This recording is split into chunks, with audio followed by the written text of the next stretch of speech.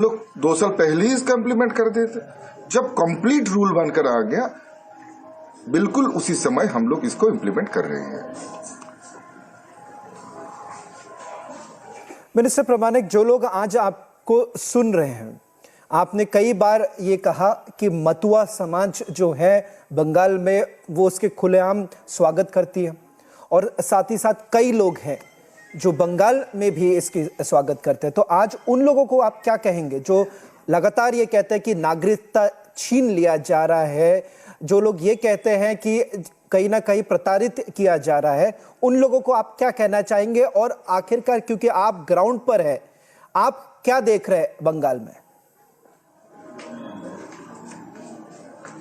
देखिए, पहली बात तो यह है, मैं ये कहूंगा कि जो लोगों का इतना दिन का आंदोलन था, मतुआ समाज या फिर बांग्लादेश से आए हुए, पश्चिम बंगाल में ज्यादातर बांग्लादेश से प्रताड़ित होकर, धर्मीय रूप से प्रताड़ित होकर आए हुए बहुत सारा जो है यहाँ पर लोग हैं, और दूसरी ओर पूरा देश भर में बांग्लादेश, पाकिस्तान और अफगानिस्तान से जो लोग धर्मीय रूप से प्रताड़ित होकर यहाँ पर आए हैं, उन लोगों को, सभी लोगों को जो सम्मान देने का काम माननीय मोदी जी और माननीय गृह मंत्री जी ने किया है, मैं उन सभीयों का मैं बहुत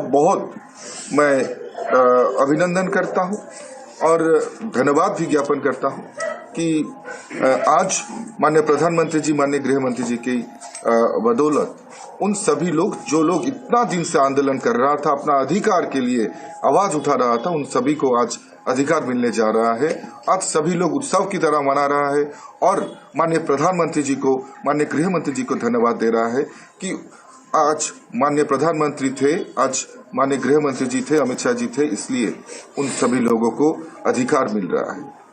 आज एक बात समझना होगा, जो लोग धर्मीय रूप से प्रताड़ित होकर अपना घर, अपना जायदाद, अपना सब कुछ छोड़कर आज इस देश में आश्रय लिया है, तो ये हमारा दायित्व और कर्तव्य भी बनते हैं कि उनका जो है नागरिकत्व देना। और भारत सरकार ने, माननीय मोदी जी ने वो समझा, माननीय गृह मंत्री जी के कर कमलों के द्वारा ये जो है भव्य कार्य संपन्न हुआ। मैं सोचता हूँ ये बहुत बड़ा एक ऐतिहासिक कदम है, और ये जो है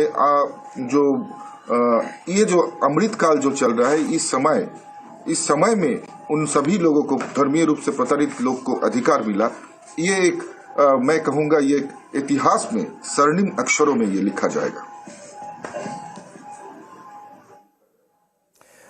मिनिस्टर प्रमाणिक, और एक सवाल ये उठता है असम को लेकर। आंसू ये कहता है कि देखिए, कहीं ना कहीं ये असम अकॉर्ड का उल्लंघन किया जा रहा है, क्योंकि कट ऑफ डेट की अगर बात करें तो आप कहते हैं कि 2014 तक, और एक बड़ा संघर्ष रहा है कई सारे असम के लोगों का, कि ये कहना कि जो फॉरेनर्स है उनको अंदर लाना तो असम अकॉर्ड के खिलाफ है। तो कहीं ना कहीं जिस तरह से कुछ इलाके हैं, कुछ ऐसे स्टेट्स हैं बहुत सेंसिटिव रह जाता, तो निशित जी किस तरह से आप लोग देखते हैं, सरकार इसको किस तरफ देखते हैं, और क्या आश्वासन देना चाहेंगे लोगों असम के, क्योंकि जिस तरह से प्रोटेस्ट हमने देखा सबसे पहले असम से शुरुआत हुआ।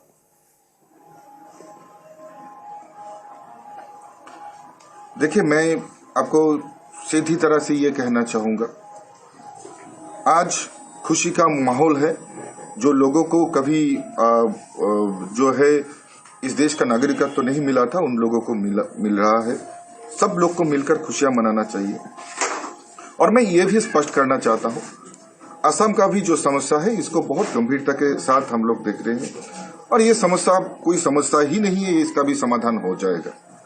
और मैं आपको सीधी तरह से ये कहना चाहूंगा कि अगर कोई सोचता है कि इन तीनों देश से आए हुए हिंदू, बौद्ध, सिख, जैन या पारसी सभी लोग जो प्रताड़ित होता है, उनको ही सिर्फ जो है इस सिटीजनशिप अमेंडमेंट एक्ट के माध्यम से नागरिकत्व मिलेगी। और उसके अलावा अगर आप प्रश्न ये करते हैं, तो उसी इन सभी देश से आए हुए लोगों को, बाकी लोगों को क्या नहीं मिल सकता है?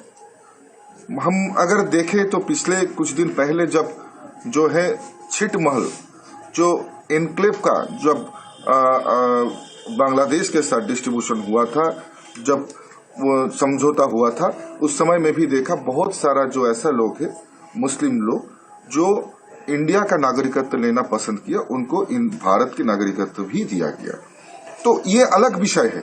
और आगे जाके भी बाकी देश से आए हुए बाकी धर्मीय रूप से बाकी लोग जो है, जो मेजोरिटी वहां का है, अगर भारत की नागरिकत्व लेना चाहे तो उसको देंगे या नहीं, वो एक जो है योग्यता के ऊपर निर्भर करते हैं।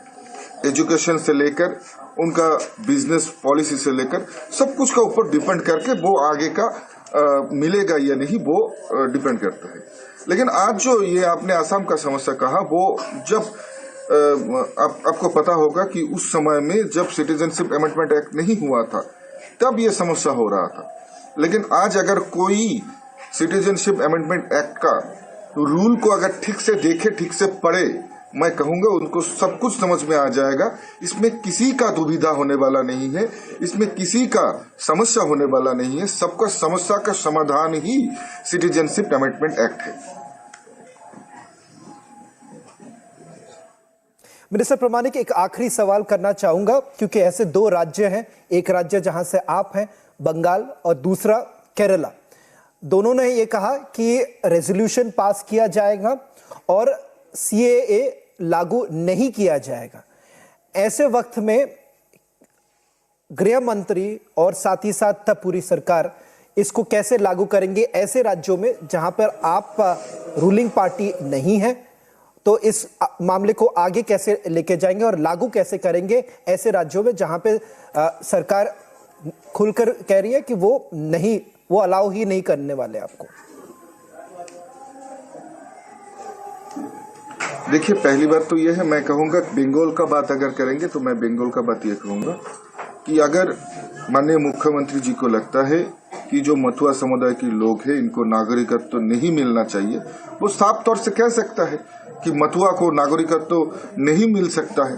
अगर धर्मीय रूप से प्रताड़ित होकर हमारे देश में कोई आकर आश्रय लेता है और उनको नागरिकत्व तो नहीं देना चाहिए, तो वो माननीय मुख्यमंत्री ममता बनर्जी मंच पर स्पष्ट रूप से कहे। बिल का विरोधिता करने का मतलब क्या है? अगर ये जो है सिटीजनशिप एक्ट बना, तो ये जो धर्मीय रूप से प्रताड़ित है उन लोगों को जो है नागरिकत्व देने के लिए अधिकार देने का आइन है। ये किसी का अधिकार यहाँ पर नहीं छीन रहा है। किसी का अधिकार देना अगर गलत है तो ममता बनर्जी सामने आके कहे। ये समय में जब इलेक्शन सामने है तो इसको लेकर क्यों उनका जो डिसीजन है वो स्पष्ट नहीं कर रहा है? क्या बोलना चाहता है ये स्पष्ट नहीं कर रहा है।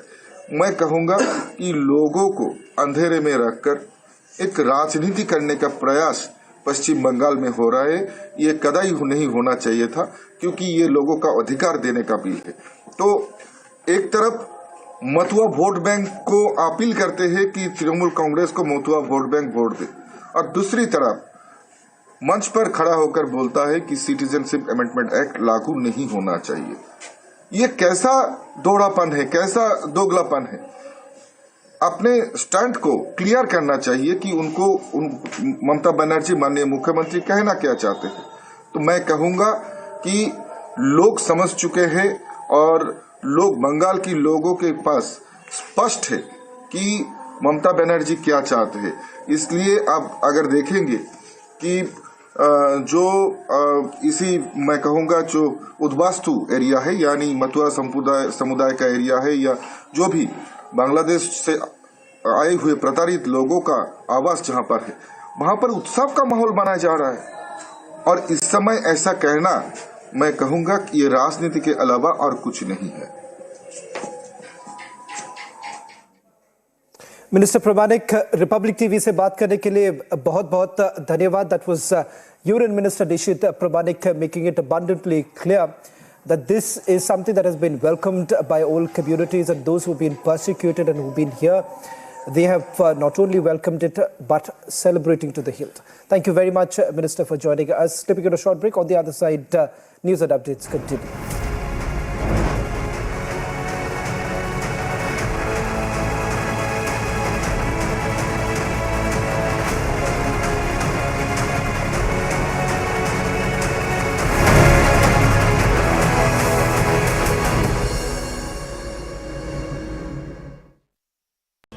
Amity faculty have filed over 2,100 patents. Yet another reason why Amity has been ranked among the top for innovation achievements.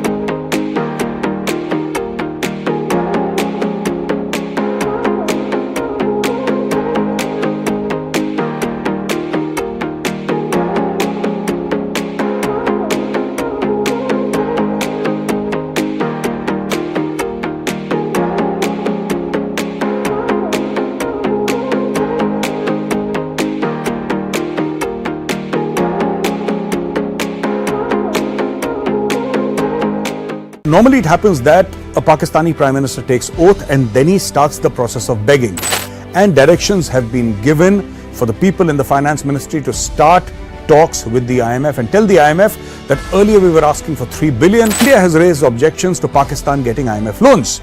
And India has actually written to the IMF, or a substantial amount of it is landing up with the Pakistani armed forces. They're involved in acts of terrorism, they're involved in acts of sedition. So this is what Pakistan is doing with the money. And ladies and gentlemen, this is exactly what Imran Khan Niazi said to the IMF. For the first time, Imran Khan Niazi and India are speaking exactly the same language, though for different reasons. And India is saying that check where these guys are spending money. Are they spending it on their generals? Are they spending it on their weapons and equipment and ammunition? Jan friends, I'm Major Goravare and you're watching the latest news of the day. Normally it happens that a Pakistani Prime Minister takes oath and then he starts the process of begging. You know, in Pakistan, Asif Ali Zardari has taken oath as the President of Pakistan for the second time. And directions have been given for the people in the Finance Ministry to start talks with the IMF and tell the IMF that earlier we were asking for 3 billion, we have increased it to 6 billion, now we want $8 billion. But wait, there's a surprise.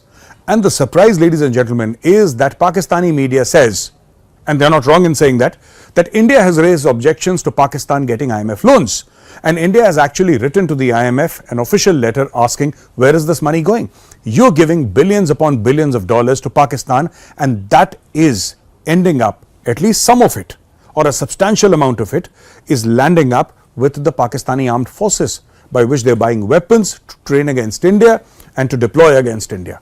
This is what is happening. They're involved in acts of terrorism, they're involved in acts of sedition, or at least pushing sedition inside India, whether it's the Khalistanis, whether it's terrorism in Kashmir. So this is what Pakistan is doing with the money. They're saying give the Pakistanis this money, but do it after an audit. And ladies and gentlemen, this is exactly what Imran Khan Niazi said to the IMF. You know, he's saying that this government is full of thieves. He's saying that check, do an audit, do an election audit before you give them money. So ladies and gentlemen, for the first time, Imran Khan Niazi and India are speaking exactly the same language, though for different reasons. Imran Khan is saying give them the money only if this election turns out to be absolutely right, absolutely pure, without any fraud having taken place. And India is saying that check where these guys are spending money. Are they spending it on their generals? Are they spending it on their weapons and equipment and ammunition? If yes, stop this. Thank you very much, ladies and gentlemen. With this, I come to the end of the video. If you like the video, press the like button. I'll be back again tomorrow with another fresh video. Till then, Jai Hind.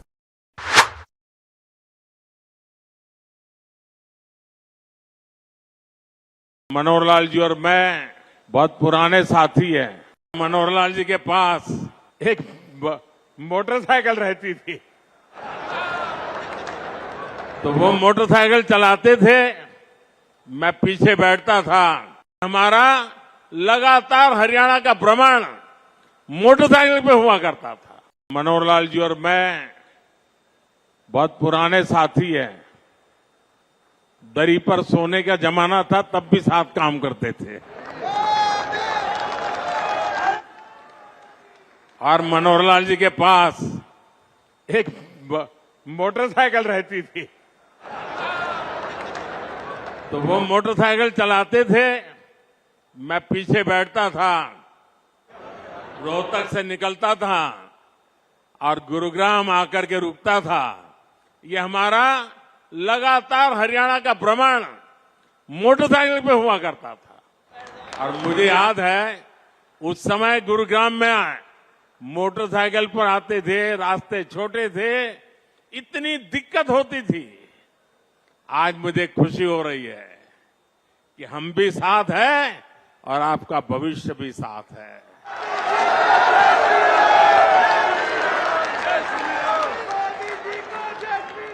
विकसित हरियाणा, विकसित भारत के मूल मंत्र को हरियाणा की राज्य सरकार मनोहर जी के नेतृत्व में निरंतर सशक्त कर रही है।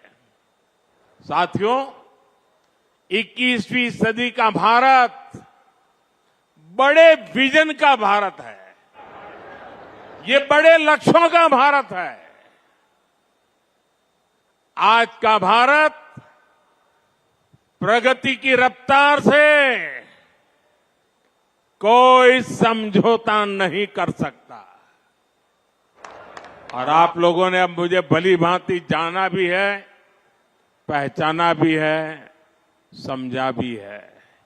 आपने देखा होगा, न मैं छोटा सोच सकता हूं, न मैं मामूली सपने देखता हूं, न ही मैं मामूली संकल्प करता हूं।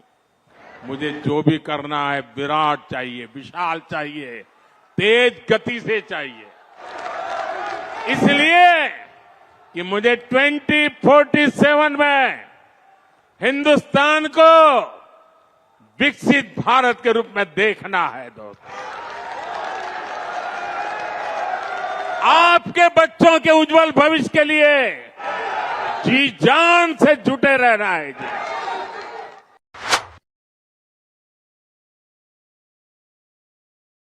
साथियों, रिफ्यूजी का जीवन क्या होता, बिना किसी कसूर के अपने घरों से निकाल देने का दर्द। This is Republic, Niva Bupa Studios, your one-stop destination for all the breaking news updates, and I am Shivangi Shukla.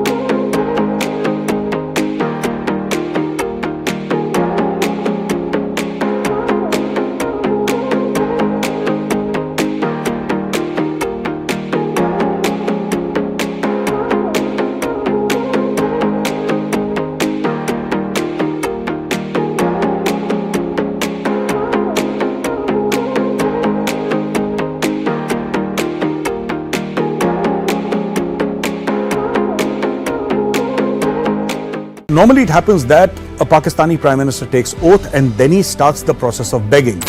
And directions have been given for the people in the Finance Ministry to start talks with the IMF and tell the IMF that earlier we were asking for 3 billion. India has raised objections to Pakistan getting IMF loans.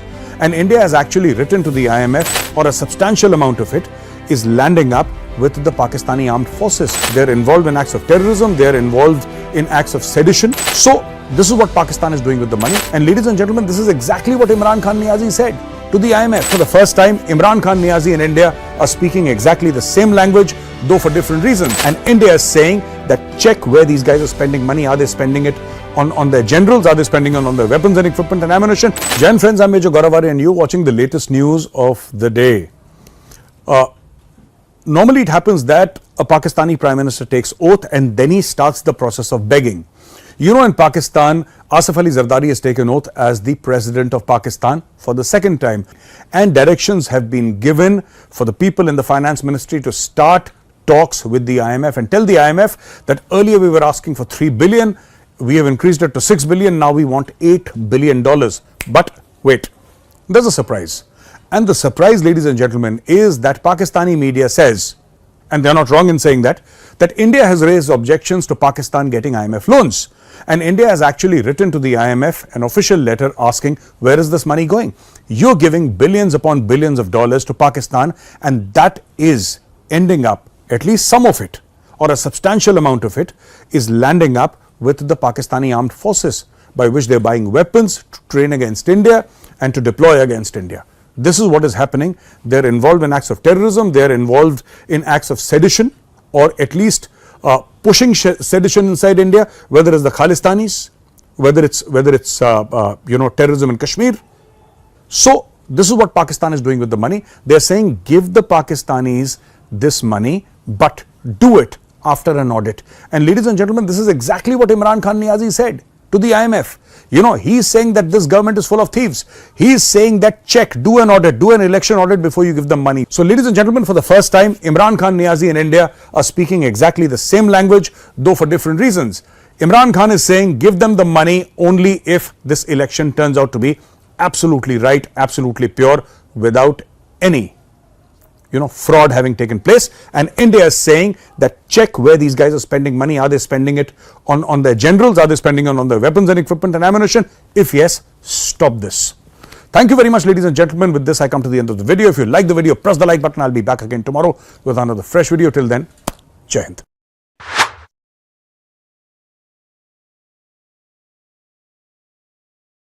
Manohar Lal ji और मैं बहुत पुराने साथी हैं। मनोहर लाल जी के पास एक motorcycle रहती थी, तो वो मोटरसाइकिल चलाते थे, मैं पीछे बैठता था। हमारा लगातार हरियाणा का भ्रमण मोटरसाइकिल पे हुआ करता था। मनोहर लाल जी और मैं बहुत पुराने साथी हैं। दरी पर सोने का जमाना था, तब भी साथ काम करते थे। और मनोहर लाल जी के पास एक मोटरसाइकिल रहती थी, तो वो मोटरसाइकिल चलाते थे, मैं पीछे बैठता था, रोहतक से निकलता था और गुरुग्राम आकर के रुकता।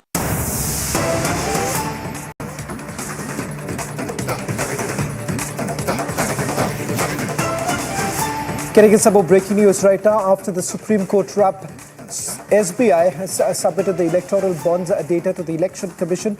SBI bonds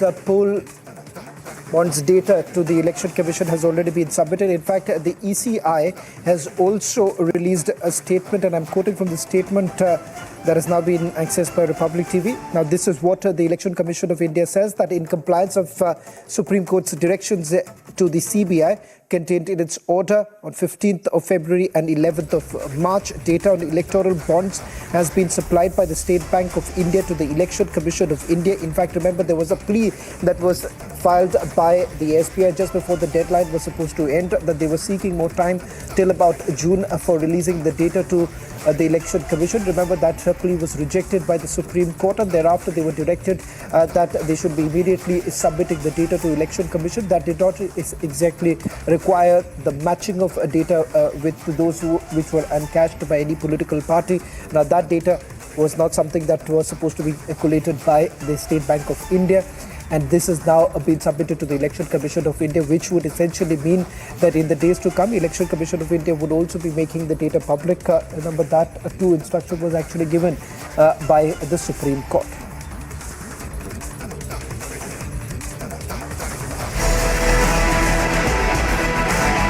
दुनिया के बहुत ही कम देशों के पास इस तरह की आधुनिक टेक्नोलॉजी है, इस तरह की आधुनिक क्षमता है। ये डिफेंस सेक्टर में आत्मनिर्भर भारत की एक और बड़ी उड़ान है। दशकों पर देश पर शासन किया, वो देश की सुरक्षा को लेकर गंभीर नहीं रहे। हालत ये थी कि आजादी के बाद देश का पहला बड़ा घोटाला सेना में खरीद के दौरान ही हुआ। दशकों पर देश पर शासन किया, वो देश की सुरक्षा को लेकर गंभीर नहीं रहे। हालत ये थी कि आजादी के बाद देश का पहला बड़ा घोटाला सेना में खरीद के दौरान ही हुआ। उन्होंने जानबूझकर भारत को रक्षा जरूरतों के लिए विदेशों पर निर्भर रखा।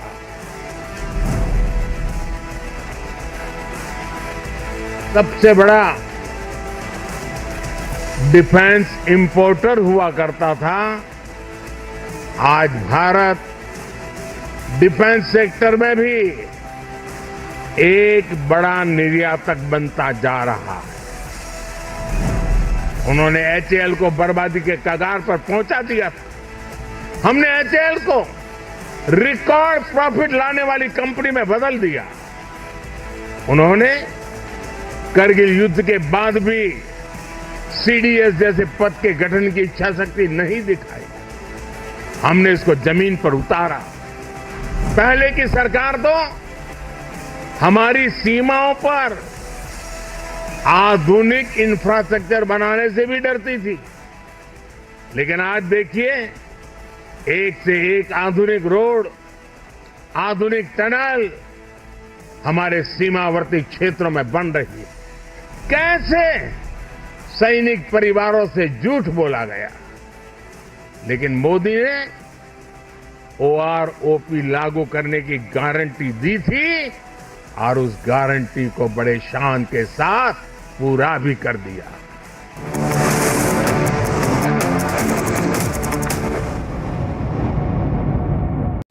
Amity faculty have filed over 2100 patents. Yet another reason why Amity has been ranked among the top for innovation achievements.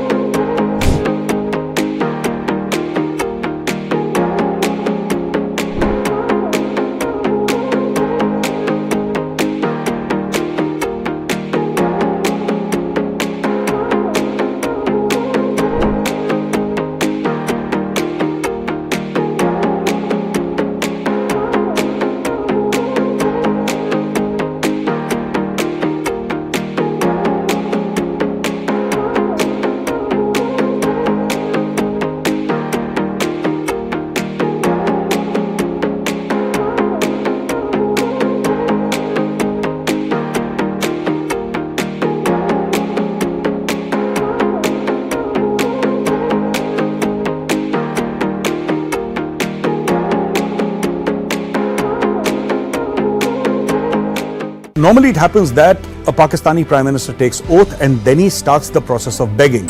And directions have been given for the people in the Finance Ministry to start talks with the IMF and tell the IMF that earlier we were asking for 3 billion. India has raised objections to Pakistan getting IMF loans.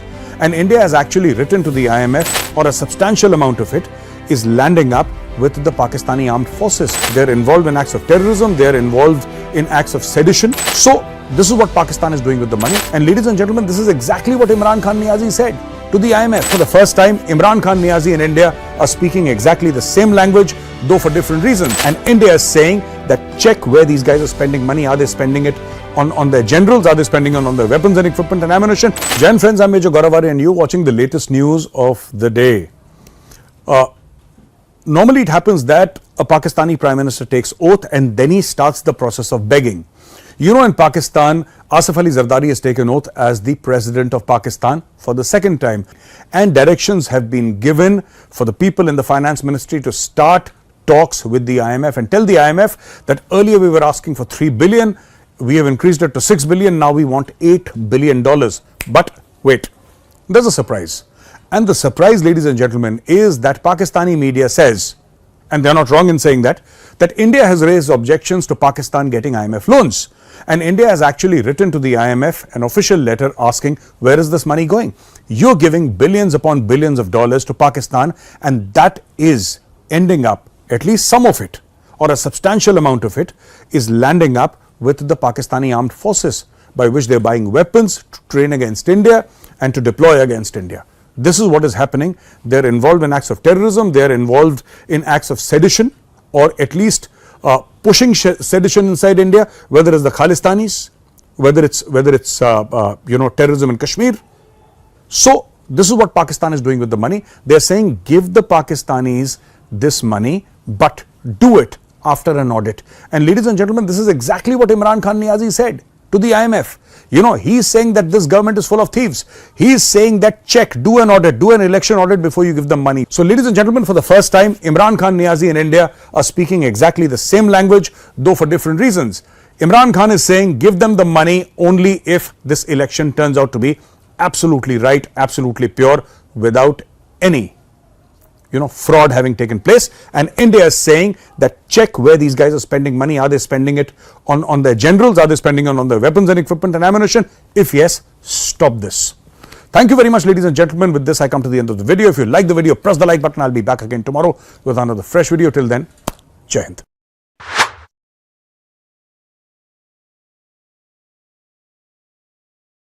Manohar Lal ji और मैं बहुत पुराने साथी हैं। मनोहर लाल जी के पास एक motorcycle रहती थी, तो वो मोटरसाइकिल चलाते थे, मैं पीछे बैठता था। हमारा लगातार हरियाणा का भ्रमण मोटरसाइकिल पे हुआ करता था। मनोहर लाल जी और मैं बहुत पुराने साथी हैं। दरी पर सोने का जमाना था, तब भी साथ काम करते थे। और मनोहर लाल जी के पास एक मोटरसाइकिल रहती थी, तो वो मोटरसाइकिल चलाते थे, मैं पीछे बैठता था। रोहतक से निकलता था और गुरुग्राम आकर के रुकता था। ये हमारा लगातार हरियाणा का भ्रमण मोटरसाइकिल पे हुआ करता था। और मुझे याद है उस समय गुरुग्राम में मोटरसाइकिल पर आते थे, रास्ते छोटे थे, इतनी दिक्कत होती थी। आज मुझे खुशी हो रही है कि हम भी साथ हैं और आपका भविष्य भी साथ है।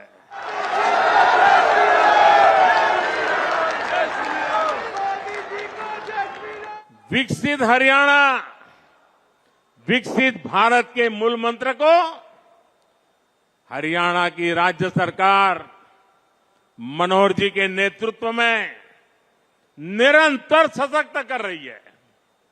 साथियों, 21वीं सदी का भारत बड़े विजन का भारत है। ये बड़े लक्ष्यों का भारत है।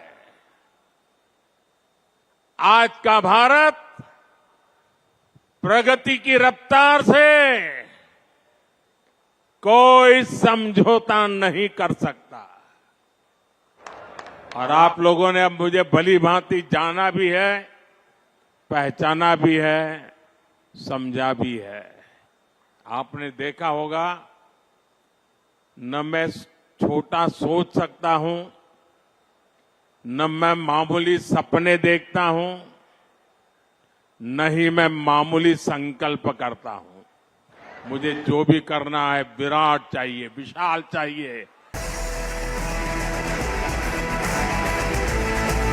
venue where the Election Commission of India is meeting the political party leaders, and now they are meeting the police and the administration to review the security scenario and to take the feedback about the security of the Jammu and Kashmir. And meanwhile they are getting the feedback about the situation in different constituencies. This started somewhere around 9 in the morning, when also the political leaders from the National Conference, Congress, and also the PDP leaders had come to meet the Election Commission of India. Now, after meeting with the police also the administration, he will also be meeting the Chief Electoral Officer of Jammu and Kashmir, PK Pole, and the nodal agencies will be giving brief about the situation, about the constitutes, about the voter list, and all other things are being discussed here at the SKICC. Although it has generated a hope among the people of Jammu and Kashmir that ECI visit has finally taken place.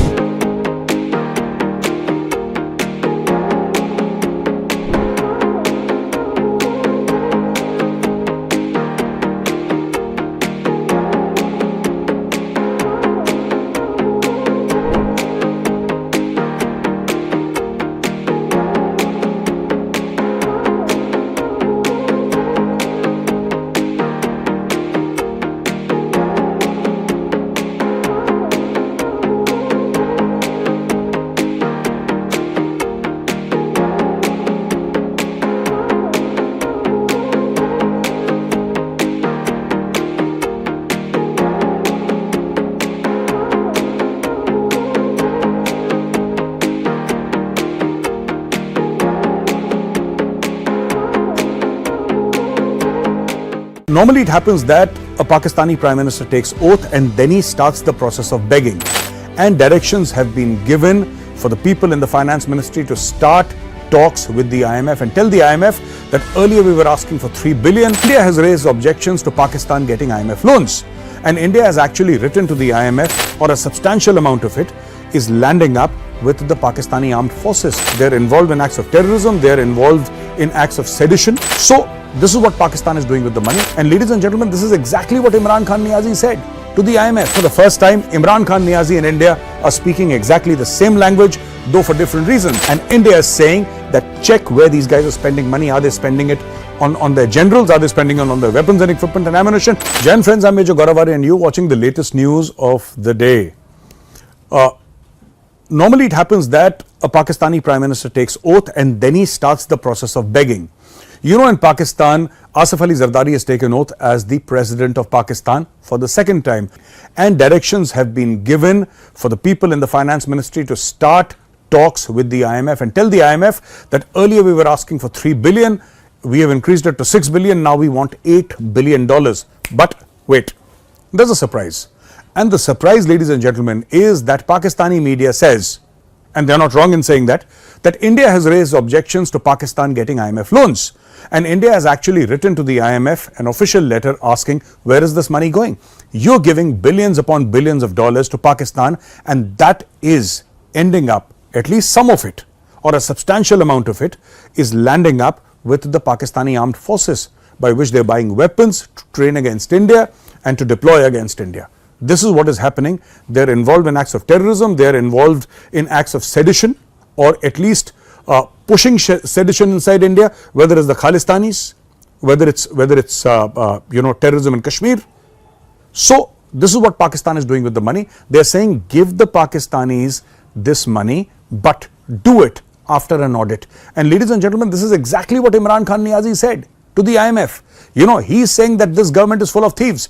He's saying that do an audit, do an election audit before you give them money. So ladies and gentlemen, for the first time, Imran Khan Niazi and India are speaking exactly the same language, though for different reasons.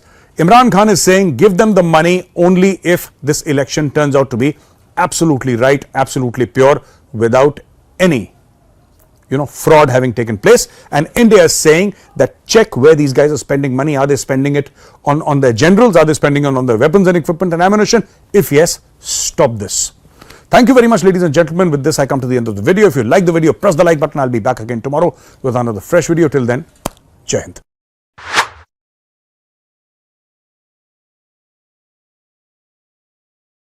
Manohar Lal ji और मैं बहुत पुराने साथी हैं। मनोहर लाल जी के पास एक motorcycle रहती थी,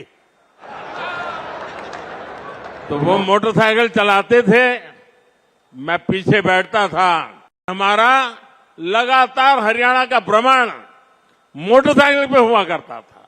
मनोहर लाल जी और मैं बहुत पुराने साथी हैं। दरी पर सोने का जमाना था, तब भी साथ काम करते थे। और मनोहर लाल जी के पास एक मोटरसाइकिल रहती थी, तो वो मोटरसाइकिल चलाते थे, मैं पीछे बैठता था। रोहतक से निकलता था और गुरुग्राम आकर के रुकता था। ये हमारा लगातार हरियाणा का भ्रमण मोटरसाइकिल पे हुआ करता था। और मुझे याद है, उस समय गुरुग्राम में मोटरसाइकिल पर आते थे, रास्ते छोटे थे, इतनी दिक्कत होती थी। आज मुझे खुशी हो रही है कि हम भी साथ हैं और आपका भविष्य भी साथ है।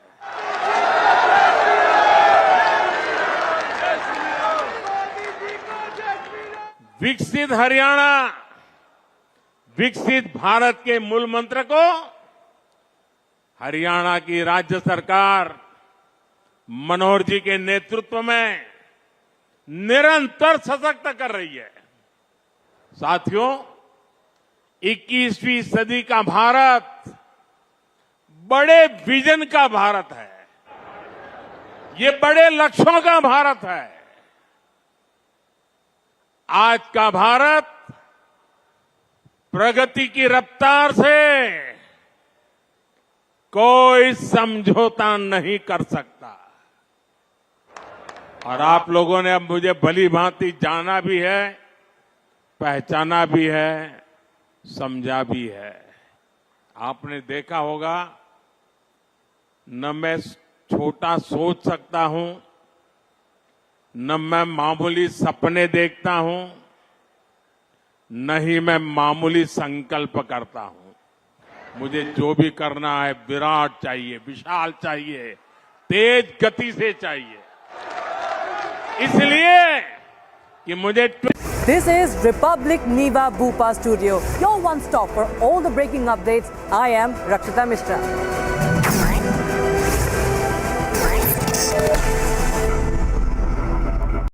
Amity faculty have filed over 2,100 patents. Yet another reason why Amity has been ranked among the top for innovation achievements.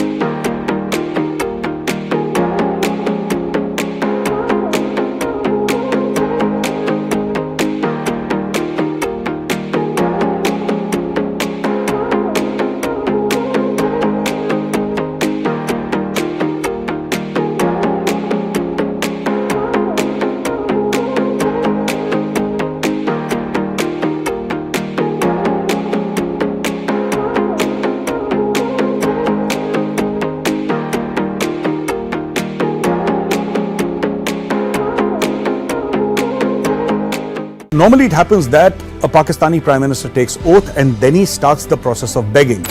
And directions have been given for the people in the Finance Ministry to start talks with the IMF and tell the IMF that earlier we were asking for 3 billion. India has raised objections to Pakistan getting IMF loans. And India has actually written to the IMF, or a substantial amount of it is landing up with the Pakistani armed forces. They're involved in acts of terrorism, they're involved in acts of sedition.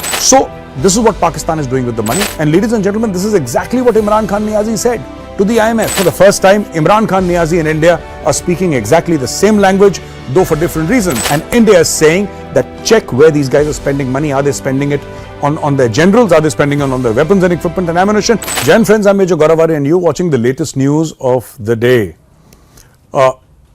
Normally it happens that a Pakistani Prime Minister takes oath and then he starts the process of begging. You know, in Pakistan, Asif Ali Zardari has taken oath as the President of Pakistan for the second time.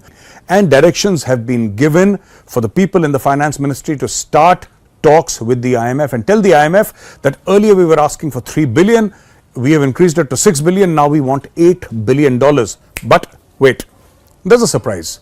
And the surprise, ladies and gentlemen, is that Pakistani media says, and they're not wrong in saying that India has raised objections to Pakistan getting IMF loans. And India has actually written to the IMF an official letter asking, where is this money going? You're giving billions upon billions of dollars to Pakistan, and that is ending up, at least some of it, or a substantial amount of it, is landing up with the Pakistani armed forces, by which they're buying weapons to train against India and to deploy against India. This is what is happening. They're involved in acts of terrorism, they're involved in acts of sedition, or at least pushing sedition inside India, whether it's the Khalistanis, whether it's terrorism in Kashmir. So this is what Pakistan is doing with the money. They're saying give the Pakistanis this money, but do it after an audit. And ladies and gentlemen, this is exactly what Imran Khan Niazi said to the IMF. You know, he's saying that this government is full of thieves. He's saying that check, do an audit, do an election audit before you give them money. So ladies and gentlemen, for the first time, Imran Khan Niazi and India are speaking exactly the same language, though for different reasons. Imran Khan is saying give them the money only if this election turns out to be absolutely right, absolutely pure, without any fraud having taken place. And India is saying that check where these guys are spending money. Are they spending it on their generals? Are they spending it on their weapons and equipment and ammunition? If yes, stop this. Thank you very much, ladies and gentlemen. With this, I come to the end of the video. If you like the video, press the like button. I'll be back again tomorrow with another fresh video. Till then, Jai Hind.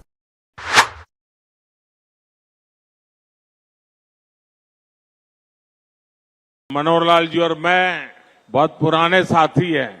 Manohar Lal ji के पास एक motorcycle रहती थी, तो वो motorcycle चलाते थे, मैं पीछे बैठता था। हमारा लगातार हरियाणा का भ्रमण मोटरसाइकिल पे हुआ करता था। मनोहर लाल जी और मैं बहुत पुराने साथी हैं। दरी पर सोने का जमाना था, तब भी साथ काम करते थे। और मनोहर लाल जी के पास एक मोटरसाइकिल रहती थी, तो वो मोटरसाइकिल चलाते थे, मैं पीछे बैठता था।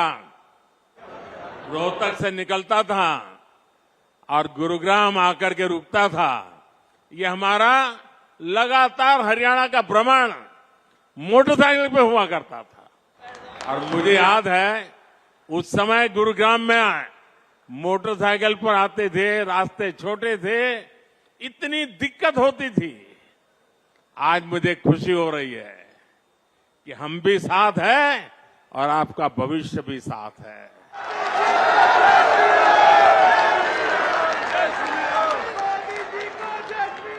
विकसित हरियाणा, विकसित भारत के मूल मंत्र को हरियाणा की राज्य सरकार मनोहर जी के नेतृत्व में निरंतर सशक्त कर रही है।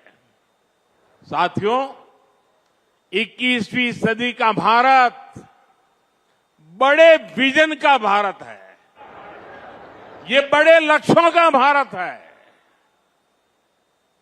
आज का भारत प्रगति की रफ्तार से कोई समझौता नहीं कर सकता। और आप लोगों ने अब मुझे भली भांति जाना भी है, पहचाना भी है, समझा भी है। आपने देखा होगा, न मैं छोटा सोच सकता हूं, न मैं मामूली सपने देखता हूं, न ही मैं मामूली संकल्प करता हूं। मुझे जो भी करना है विराट चाहिए, विशाल चाहिए, तेज गति से चाहिए। इसलिए कि मुझे 2047 में हिंदुस्तान को विकसित भारत के रूप में देखना है। दोस्तों, आपके बच्चों के उज्जवल भविष्य के लिए जी जान से जुटे रहना है। जी,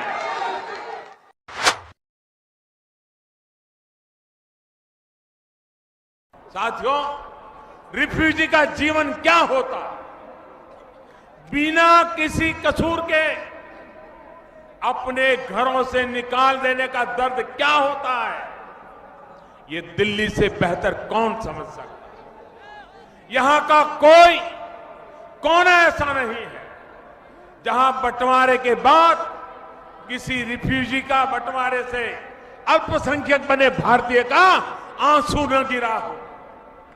सड़क पर हो रहा ये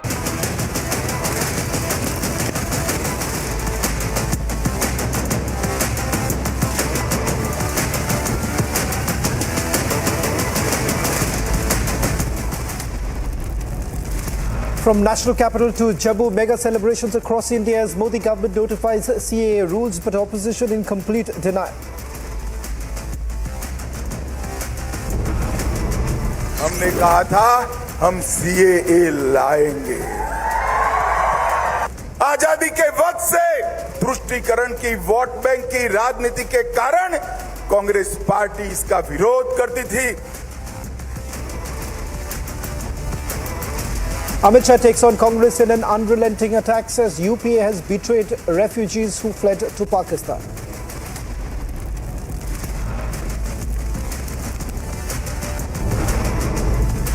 BJP shuffles the deck in Haryana. Naib Saini replaces Khattar as the new chief minister.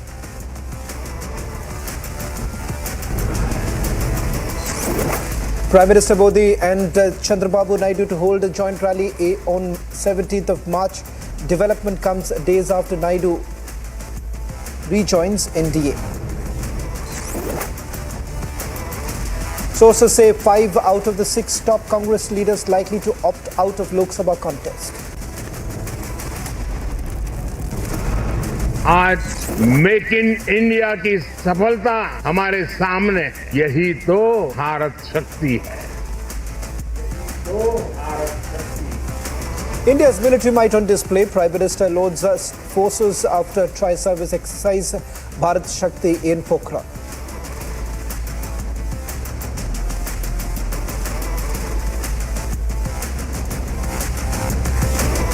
A day after the BJP government delivered the CAA promise, politics around it continues to churn. Even as India celebrates CAA, the opposition has essentially resorted to its fear-mongering tactics. Now, with the Narendra Modi-led government notifying the rules of the Citizenship Amendment Act, there is an upheaval on the national political stage. Now, what are the kind of reactions that we have seen just 24 hours after the announcement was made? Chief Minister of West Bengal, Mamata banerjee, says that this was a ludo move that was made by the government. Owaisi says that this should be seen through the lens of NRC. Similar statements have also been made by the Congress leaders. Umar Abdullah says that all of this is being done keeping in mind the upcoming Lok Sabha polls. But remember, it has taken almost 4 years for the rules to be notified. The government says that there has been an extensive consultation to ensure that there is a smooth implementation of CAA. Take a look at this story and then we break down the details of what does it really mean to implement CAA, especially when there is growing opposition coming in from few states, particularly West Bengal as well as Kerala.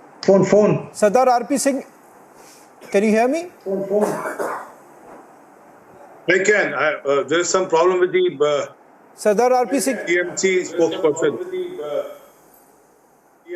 spokesperson. Okay, we'll try and reconnect with Professor Mondal, but let me just have Dr. Samujal and Sardar RP Singh on the screen right now. I want to start with them. Sardar RP Singh, I want to particularly focus on the concerns right now. Of course, various states are already celebrating, but there is a growing concern, particularly in the northeastern states, Tripura as well as Assam. Dr. Samujal has been at the forefront of that anti-foreigners movement for a very long time, and some in Assam have been arguing this point, that are you essentially trying to nullify the Assam Accord? Because given the fact that if you look at the cutoff date as far as 2014 is concerned, you would actually bring in what many have been arguing, like Dr. Samujal has been arguing, that you've nullified the work that was done in the past. You're bringing in the foreigners. Well, for your information, even I participated in the ASU movement in 83 as a student union general secretary in Jammu University Student Union. But let's understand the situation today. The situation is that who will be entitled? I've seen the figure is not more than 30,000 people will be entitled for the citizenship, and basically coming from Pakistan and Afghanistan. A very less number from Bangladesh. But if there are being in problem in Bangladesh or in Pakistan or in Afghanistan because of religion, there is discrimination being done or they are being penalized because of religion. So which other country they will look forward to? And specifically it's only for Hindus, Sikhs, Buddhists, Jain, and then Christians and Parsis. So if I have to see with the view of Bangladesh, then it will be majority will be Hindus. In Pakistan and Afghanistan, it will be Sikhs and Hindus put together. So I don't see there's much problem in that. I mean, why there should be questions should be raised on they be given citizenship here, because they are facing problem in their respective countries because of religion.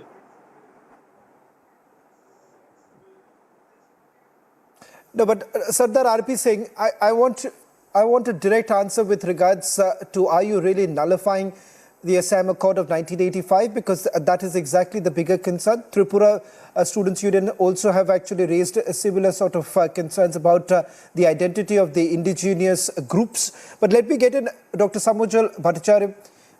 ASU, after all, is also the lead petitioner on this matter in the Supreme Court. Dr. Bhattacharya, you've heard what Sardar RP Singh of the BJP is saying, that you did not worry. It is, after all, those who have been persecuted. The rules basically notify that there will be a proper documentation that will essentially be done to be, to find out whether they are from Pakistan, Bangladesh or Afghanistan, that their great-grandfathers have had some link with these countries. So a proper check would essentially be done. So these minorities in the other countries who have been persecuted have no other place but to come to India. And this will also be checked whether they are persecuted or not. See, the perspective of Assam and Northeast should be realized. Due to large-scale influx of illegal foreigners from Bangladesh, there is a threat to the identity of the indigenous people of Assam and Northeast. And for that, there was a 6 years long historic Assam movement. And after historic Assam movement, historic Assam Accord was signed. And in that accord, it was clearly said that those who have entered into Assam up to 71, he may be Hindu, he may be Muslim, they can stay in Assam. But beyond 71, he may be Hindu, he may be Muslim, they will be deported. That time, on behalf of the whole country, Assam had taken the load of all illegal foreigners who have entered up to 1971, and we have shown our heart. As Assam is a very small state, we cannot take burden beyond 71.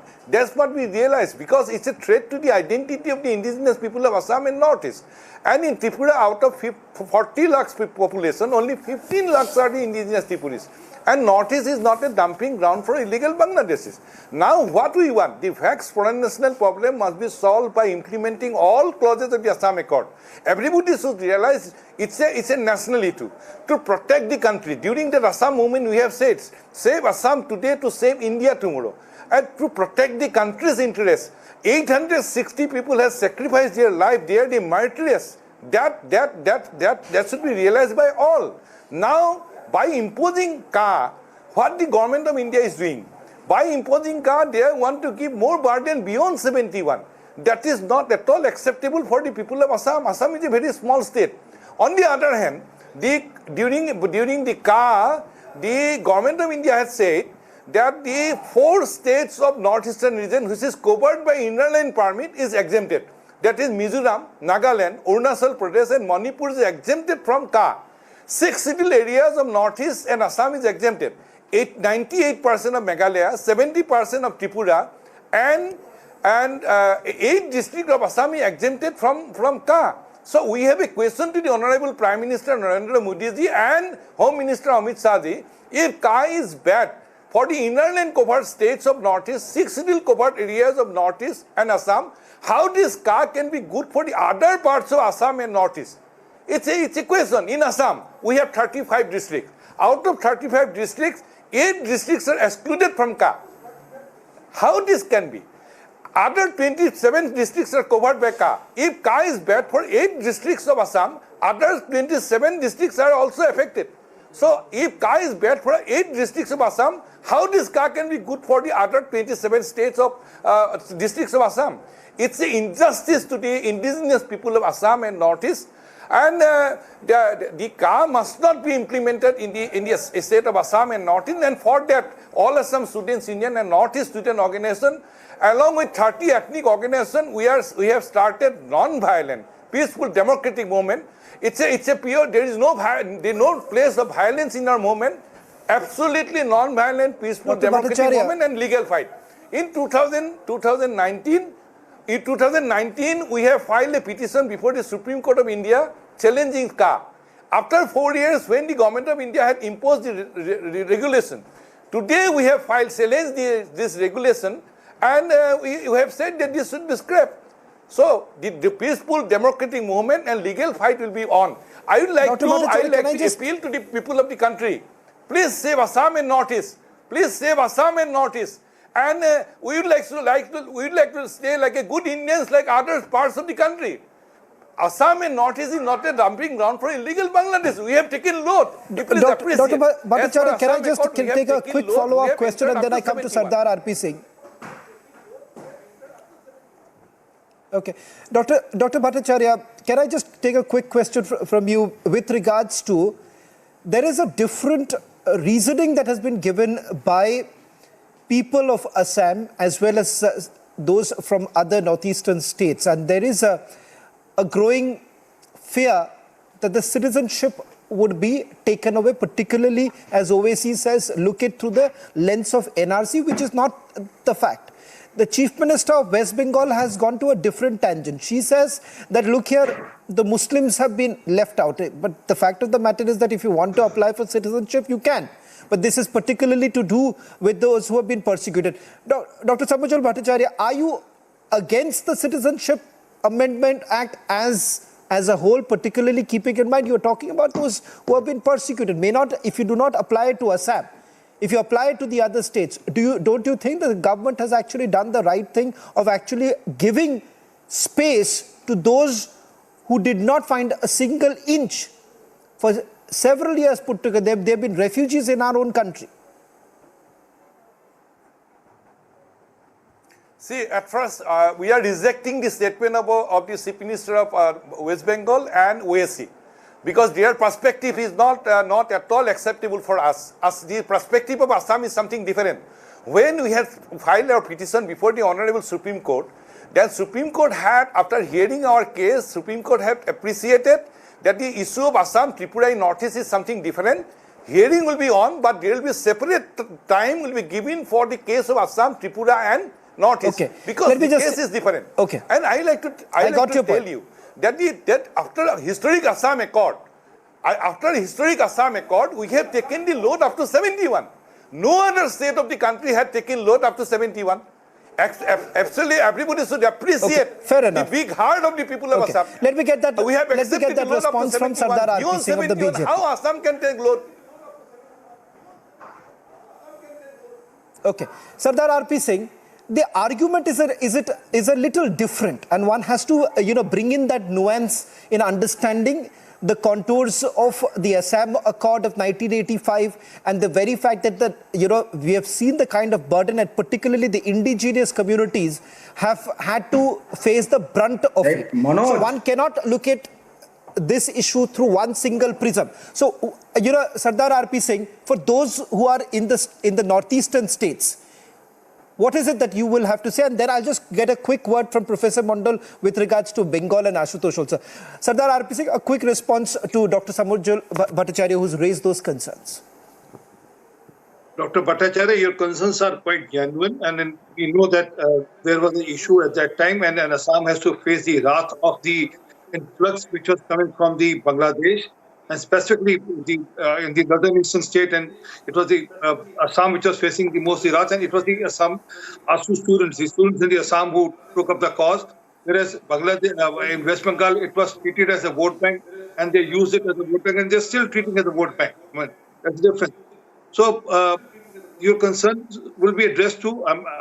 I'm not very sure how to go about it, and I'm not able to answer it right now. But your concerns are genuine, and I'm hopeful that the Home Ministry will take care of whatever concerns you are addressing to. But let's understand, those who are minorities in Bangladesh, is your concern. Where will they go to? Which country they will look forward to? Other than India, can they go to any other country? Yes. For other people who are prosecuted there are many other countries they can go to. But where will Hindus or Sikhs or Jainis or Buddhists will go to? You have to also address to this. Okay. Can I just get also a quick word from Professor Mondal and Ashutosh? Professor Mondal, I'll come to you with regards to Dr. Bhattacharya. I'm going to run short of time, so I want to also bring in Professor Mondal and Ashutosh and perhaps widen the debate a little bit, go beyond the concerns of the northeastern states. Let's also bring in what the Chief Minister of West Bengal, Mamata Banerjee, had to say. Now, there is a difference between those leaders in the northeastern states who have been arguing, and there is many would say that there is a fair enough grievances that they have. But what many can't understand or fathom right now, Professor Mondal, is with regards to bringing in the Muslim connection into it, and once again trying to give that communal angle. The fact of the matter is that if the Muslims today want a citizenship in this country, they are not being barred from doing that. And secondly, no one is going to snatch away the citizenship of those who are in the country right now. So why bring in this entire element that, look here, citizenship would be taken away, Muslims will be persecuted in the country? Why bring in this kind of a narrow, politics over this entire matter, Professor Mondal? By the same logic, the existing law, the non-Muslims can also apply for naturalization of the citizenship. So why this special provision? Because this is a communal law. And whereby you are also excluding other Hindus from Tamil, Sri Lanka and Myanmar. Both Myanmar and Sri Lanka, especially Myanmar, they also remain part of India. Remember the logic that was given by the government in 2019 while bringing this law, saying that these three states, these three countries, shared border with India, they remain part of India. I am not sure how long and since when Afghanistan was part of India. Apart from few areas where we shared border with Afghanistan. But Myanmar was part of India till 1935. It was known as Burma. Everyone knows. Many Bengalis are still living there. Many Hindus are still living. They are being persecuted by the current dispensation. They have crossed the border also. What about them? So it is a jumla. I believe it is a gift of sweet deceit before the election by Mr. Modi and Mr. Shah, They are fathoming that the vote banks are, slipping from their, quick response. leg. And let me finish. And in Assam, the last but not the least, out of 18 lakhs detainees in Assam, Sawan, that 12 lakhs of them are Hindus. And many of them came to India before 1971. How are you going to get them citizens by applying this law? They have to declare themselves as illegal immigrants, that they have come from Bangladesh. They have to surrender their Aadhaar card, and then only they can apply for citizenship under this law. Professor Mandal, I'll get Sardar RP Singh to respond to that. Don't show these pictures. Answer my question. I'll get How are you going to I'll get Sardar RP Singh to respond to that. But before I go to suffering in the detention camp of Assam, don't show me the picture. You are saying that what happens to those before 1971 also? Suffering in detention camp. How are you going to give them citizenship? You have to declare them first illegal citizens, illegal immigrants. Then only they can apply for the citizenship. Now, there is a tribunal for that also, Professor Mondal, but it's better that Sardar RP Singh answers that. But before I do that, Sardar RP Singh, a quick response from Ashutosh, and then you can respond to both of them. Ashutosh, Professor Mondal is basically looking at the fact, saying that where is the need for it? It could actually go through a naturalization process, which Sardar RP Singh should be answering. Ashutosh, the fact of the matter is that the BJP says that this is a humanitarian legislation. Law Minister Arjun Ram Meghwal had said that this is a humanitarian legislation because those who have been persecuted have no place. Ashutosh, your concern, and then a quick response, 20-second response, Sardar RP Singh, because I'm really running short of time. Ashutosh. So there are two things that we have to understand, that CAA is considered as a Professor Mondal, bear with me. I have to give a chance to Ashutosh also. So as I was saying that CAA is being considered as communal WMD because of the track record of Modi government. And the problem with CAA is not what it contains or says explicitly, but what it hides, excludes and indirectly states, that Muslims and Jews are not welcome as refugees. Why? And why did Amit Shah sit on this for 4 years and notify these rules just before the Lok Sabha election? If they cared about the refugees, because I'm really running short of time. If they cared about refugees, they should have done it. I got your point. The gist is this. The gist is this. Let me just get a quick response from Sardar RP Singh. Sardar RP Singh, you've heard what Professor Mondal had to say. And the other part, that why did it take almost 4 years to bring in the notification? Omar Abdullah says that the poll bugle has been sounded off. That's why you're doing it. Ashutosh says the same. So answer to what Professor Mondal is saying with regards to the Hindu refugees before 1971 who are basically languishing in the detention centers in Assam. Well, with this, every Hindu refugee who's in the country, who has come from Bangladesh, Pakistan, or Afghanistan, will get a process. In the process, he'll get the citizenship also. But let's Mr. Mondal answer one question. There are 20 lakh Sikhs in Pakistan after partition. And today we are just 6,934. Can you imagine what has happened to the rest? More than 19 lakh people. They have been converted forcibly. Their woman has been abducted. Our gurdwaras were stone-pelted. The bullets were fired at the gurdwaras. The Granthis' daughters were kidnapped. We all have to make a lot of noise worldwide. Sikhs have to gather and make a lot of noise. Only then that girl was released. So, which country we should look toward? Which is the option we have? In Afghanistan, our temples, our gurdwaras were shut. Gentlemen, I'm really running short of time because I wish I could have given the chance to others also to respond right now. Sardar RP Singh, Professor Mondal, Ashutosh and Dr. Samujal, I know each one of you want to come back on this story. This is a developing story, and the fact of the matter is that you will have reactions from both spectrums, something that will have to be considered. But gentlemen, I'm really running short of time. My apologies, but thank you very much for joining us on the burning question. On the other side, the trending burning question with my colleague Niranjan.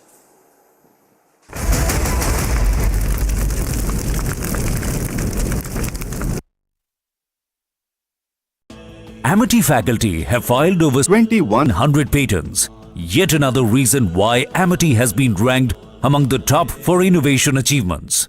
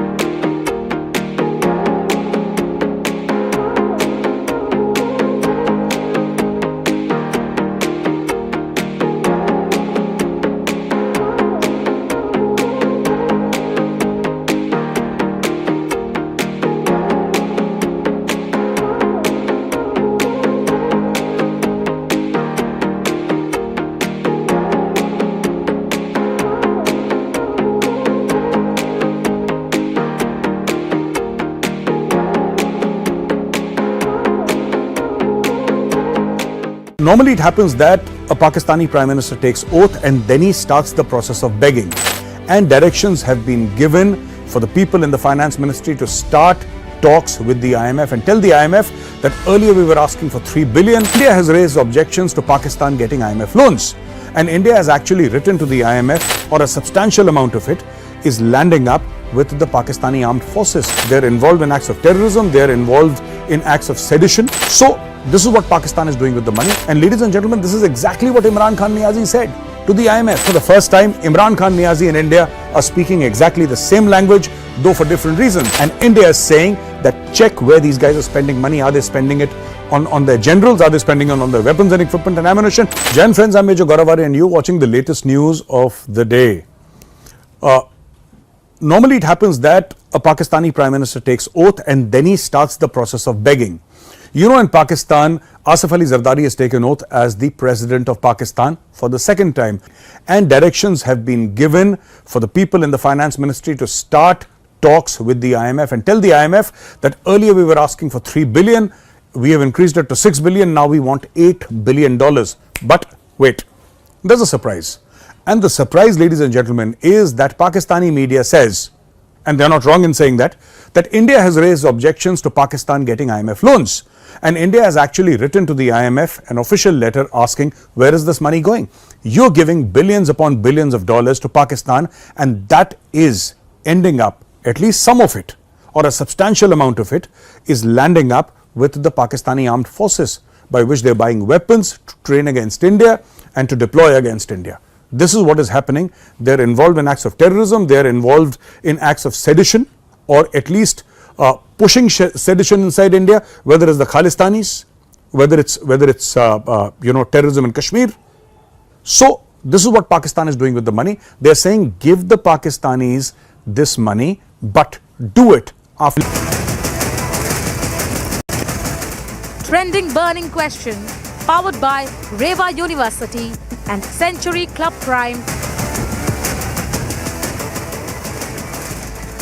Thank you for joining us on the trending burning question. Ladies and gentlemen, a day after the magnificent announcement and the tests of the Agni 5, the pictures that we saw today from Pokhran send out a loud message that even though we are a peace-loving nation, we will not let anyone try and harm our sovereignty. That was the message when India conducted the Pokhran test 26 years ago. And that was the message today when the Prime Minister reached Pokhran. Here are the visuals of what unfolded in Pokhran, and then we have a discussion on what this means for India in the long term.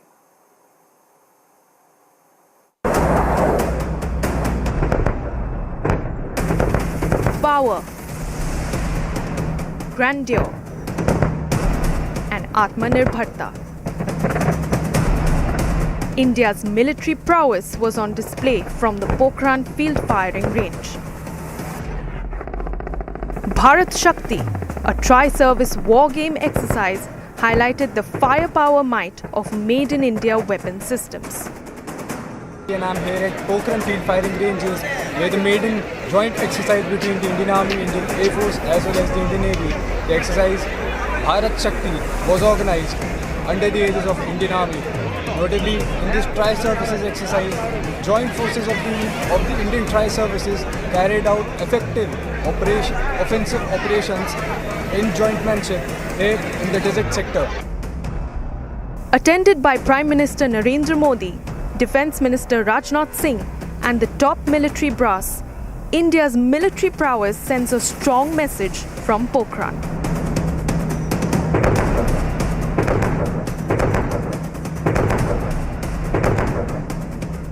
Prime Minister Modi said the success of the Make in India initiative has been well indicated through the Bharat Shakti exercise.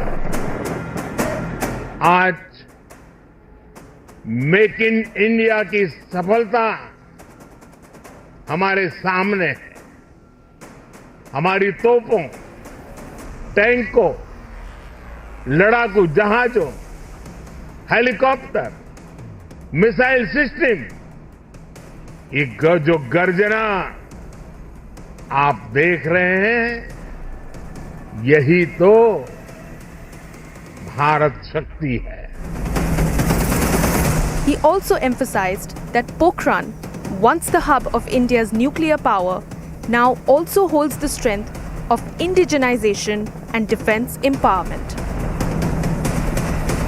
यही पोखरण है जो भारत की परमाणु शक्ति का साक्षी रहा है और यहीं पर हम आज स्वदेशीकरण से सशक्तिकरण उसका दम भी देख रहे हैं। With new dimensions of warfare emerging globally, today the Bharat Shakti exercise has set out a clear message on India's Atmanirbhar defense mastery. Bureau Report, Republic TV.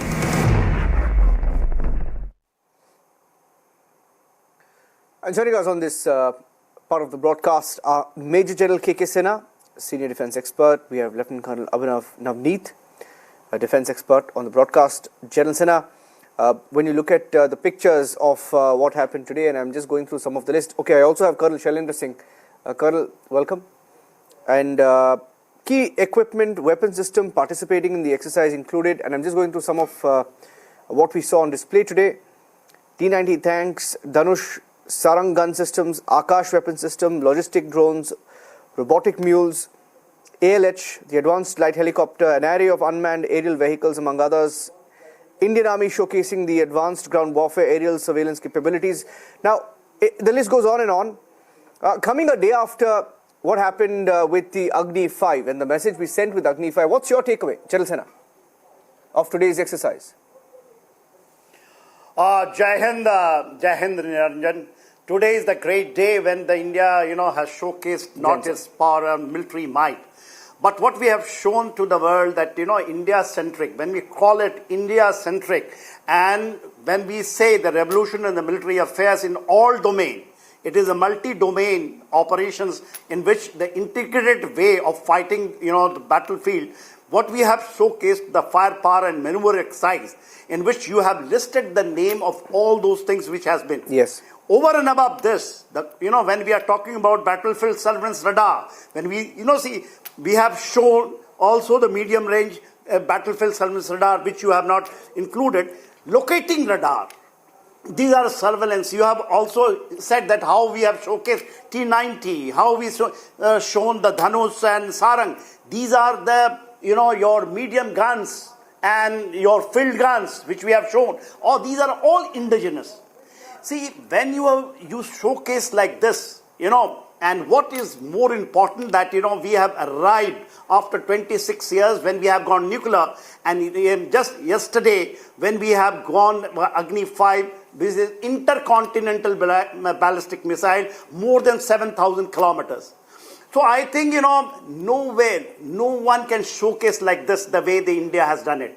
The Indian military might, which is actually everyone respects, when you actually showcase this in an integrated form, and when Niranjan, one aspect which has been also left, today's battlefield in this milieu, the special forces operations in which you see the para-commandos, when you see the, your Marcos and the Garuda, all three, because the battlefield of today has got a battlefield of special forces. And we showcase all these things, I think, is a wonderful way. And I congratulate to everyone, not only the people who are there or the, people in uniform, but each and every, citizen of India, that what today the Republic is showing, the way you are actually, bringing that thing, what happened in Pokhran today, I think that we have to be very proud of. And we have got 40 years. We have been always thinking of this day. And I'm telling you, I may not be in service and actually actively participating, that, I just can't express my happiness. I do not have word. I'm falling short of the word, Niranjan, to express myself. In this particular day when we have seen the prowess of Indian military might. Let me get in a word from Colonel Shailendra Singh. Colonel Shailendra Singh, I have some of the facts given by the government today, right? In the last 10 years, and these are startling figures. In the last 10 years, Colonel Shailendra Singh, equipment worth 6 lakh crore has been procured from Indian companies. During this period, in the last 10 years, defense production has doubled to more than 1 lakh crore. In the last 10 years, more than 150 defense startups have started, and defense forces have given them orders valued at over 1,800 crore. Now, I remember a time when I was in the newsroom a decade ago, and I remember covering the scams when it came to arms deals, and there were many. I won't get into the details of that. From then to where we are today, that's a huge, huge change in the headline, isn't it, Colonel Shailendra Singh? Jai Hind, Niranjan, I can only tell you in a very simplified way, because if we will go for the data, it might confuse the public. They will not be able to absorb. They may not be able to absorb the whole of it. But let me tell you one thing. This is not Bharat Shakti. My definition is, this is Bharat. Shakti to un logon ke liye hai who are looking at us in a wrong way. They are realizing what is Shakti. If I'm built like this, ये जो डोले हैं उनको दिखने हैं, they are the one who will realize. If my re-entry vehicle Agni 5 has been tested successfully, why China is doubting the range? मैं बोल रहा हूँ कम है, but they are saying no, it's got much more. It doesn't only cover me, it covers beyond me. So the worried people are who? Who can see the Shakti in it. We are now going on a path which is to our liking, our choosing, our way of work. If it is appearing to be a Shakti to US, well, that is why it is getting affiliated with us. It is encouraging trade with us on what? On that niche technology of defense, which he earlier was so possessive about, which he was always saying no. The Germany says no for a particular engine. Now why it is after us? Because we have developed it. The world is realizing that India, and especially Indian forces, all three forces, they can, they are, and they will operate together. They will have that synergization. They will have that integration. Where else can be a demonstration? And this demonstration, let me tell you, is including to me and people like me in army who might have not operated with the Garudas. It's very simple. It is our people also needs that confidence that yes, we can do, and we can do it together. As far as Shakti is concerned, it is, I think, very obvious. I don't want to exhibit my Shakti because I know my Shakti is for myself. I do not have expansionist plan the way China has and the way Pakistan is worried कि ये कर क्या रहे हैं, वो भी आ गए. They have also come to Rajasthan to do an exercise. Why? Face saving. To tell their troops that we can also do a kind of thing what the Indians are doing. So, you know, this Shakti needs to be within us. The world will follow, world will respect on their own. Yeah. Lieutenant Colonel Navneet, let me get you in. Coming as it does after Agni 5, of course, the two countries that will be watching closely and have been watching closely should be worried, Pakistan and China. What's the message that India has sent out according to you? See, the first message which Bharat Shakti gave was Swadeshi Karan se Sashakti Karan. What's the beauty of this exercise, which was a live fire and maneuver exercise comprising of all three services, their weapons, their systems, their equipments, their surveillance devices, and all together in a coordinated and seamless manner. The beauty was the content of the equipments, the platforms being showcased was indigenous. Few years back, we were the largest defense importers. And now, as you rightly mentioned, our defense production has crossed more than 1 lakh crore. So and this was the culmination, this Bharat Shakti exercise was actually the culmination. We have been witnessing landmark events for the last few days. We saw INS Jatayu getting commissioned. So you talked about the enemy nations of India. Once we commissioned that INS Jatayu, we have held them by their throat in the Indian Ocean region and in the Arabian Sea. After that, we inducted MH-60R Seahawk helicopters, increasing our maritime operational capability manifolds as they are multi-role platforms. They are anti-submarine warfare specialist platforms, and they are anti-surface capable as well. After that, so all this has happened, and now we saw it in Pokhran. Pokhran has been historically also witnessing these events, as our Honorable Prime Minister said. We had Smiling Buddha, and then we had Operation Shakti in 98, and then we have this Bharat Shakti. So my take on this is that and then we culminated it by having Divyastra. Now, once Divyastra came in and coupled with the multiple independently targeted re-entry vehicles, that technology is a niche technology not available to many countries in the world. So all this combined is definitely sending shivers down the spine of our enemies. So that's the message. And that's what I have to say. Yeah. Okay. We had a very short conversation, very limited time, but I'd like to thank General Sena, Lieutenant Colonel Navneet and Colonel Shailendra Singh, because Arnab is taking this up at 9 p.m. He's coming on live in just about 5 to 10 minutes from now. That's the debate, and he's focusing only on this subject on top of 9 p.m. today. So please stay tuned. Arnab Goswami on the debate coming up next. Thanks for watching.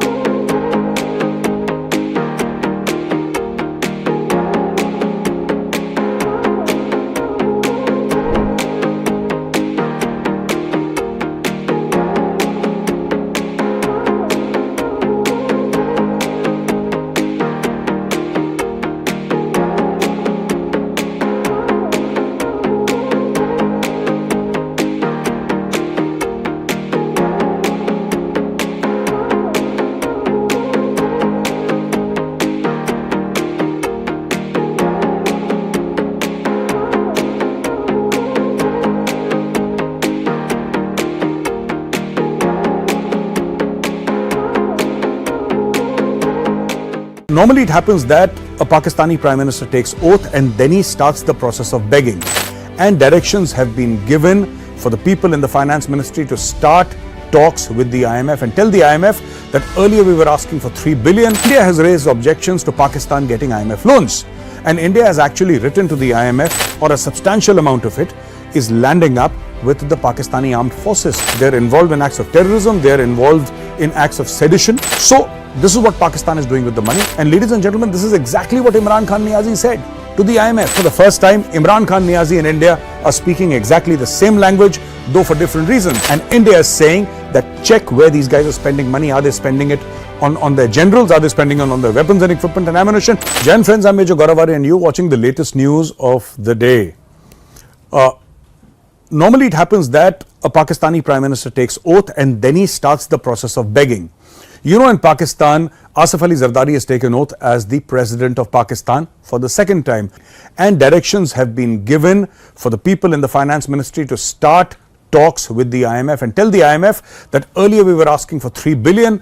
We have increased it to 6 billion. Now we want $8 billion. But wait, there's a surprise. And the surprise, ladies and gentlemen, is that Pakistani media says, and they're not wrong in saying that India has raised objections to Pakistan getting IMF loans. And India has actually written to the IMF an official letter asking, where is this money going? You're giving billions upon billions of dollars to Pakistan, and that is ending up, at least some of it, or a substantial amount of it, is landing up with the Pakistani armed forces, by which they're buying weapons to train against India and to deploy against India. This is what is happening. They're involved in acts of terrorism, they're involved in acts of sedition, or at least pushing sedition inside India, whether it's the Khalistanis, whether it's terrorism in Kashmir. So this is what Pakistan is doing with the money. They're saying give the Pakistanis this money, but do it after an audit. And ladies and gentlemen, this is exactly what Imran Khan Niazi said to the IMF. You know, he's saying that this government is full of thieves. He's saying that check, do an audit, do an election audit before you give them money. So ladies and gentlemen, for the first time, Imran Khan Niazi and India are speaking exactly the same language, though for different reasons. Imran Khan is saying give them the money only if this election turns out to be absolutely right, absolutely pure, without any fraud having taken place. And India is saying that check where these guys are spending money. Are they spending it on their generals? Are they spending it on their weapons and equipment and ammunition? If yes, stop this. Thank you very much, ladies and gentlemen. With this, I come to the end of the video. If you like the video, press the like button. I'll be back again tomorrow with another fresh video. Till then, Jai Hind.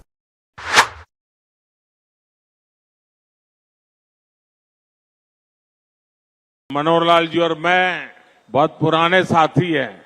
Manohar Lal ji के पास एक motorcycle रहती थी, तो वो motorcycle चलाते थे, मैं पीछे बैठता था। हमारा लगातार हरियाणा का भ्रमण मोटरसाइकिल पे हुआ करता था। मनोहर लाल जी और मैं बहुत पुराने साथी हैं। दरी पर सोने का जमाना था, तब भी साथ काम करते थे। और मनोहर लाल जी के पास एक मोटरसाइकिल रहती थी, तो वो मोटरसाइकिल चलाते थे, मैं पीछे बैठता था। रोहतक से निकलता था और गुरुग्राम आकर के रुकता था। ये हमारा लगातार हरियाणा का भ्रमण मोटरसाइकिल पे हुआ करता था। और मुझे याद है उस समय गुरुग्राम में मोटरसाइकिल पर आते थे, रास्ते छोटे थे, इतनी दिक्कत होती थी। आज मुझे खुशी हो रही है कि हम भी साथ हैं और आपका भविष्य भी साथ है।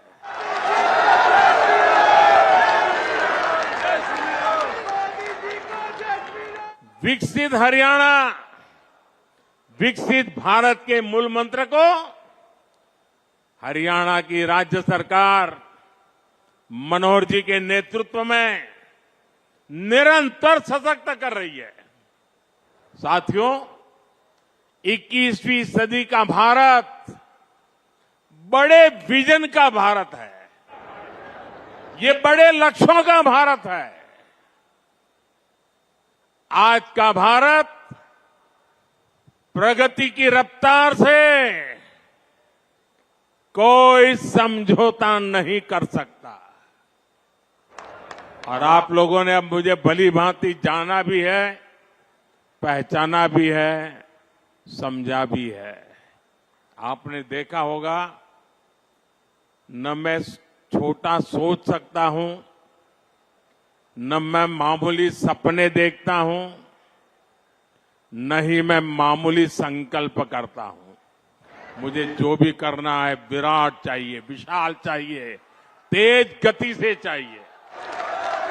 इसलिए कि मुझे 2047 में हिंदुस्तान को विकसित भारत के रूप में देखना है। दोस्तों, आपके बच्चों के उज्जवल भविष्य के लिए जी जान से जुटे रहना है। जी,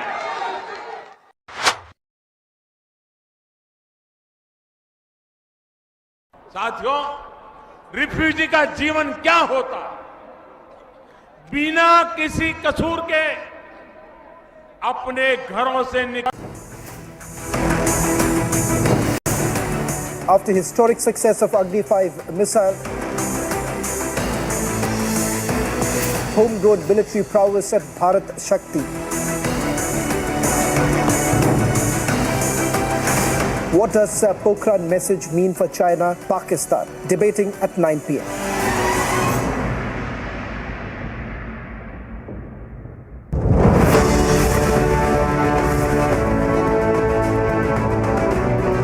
If you look at India in the next decade, I see its future determined by the application of technology in different domains of our life and then making an impact in the society.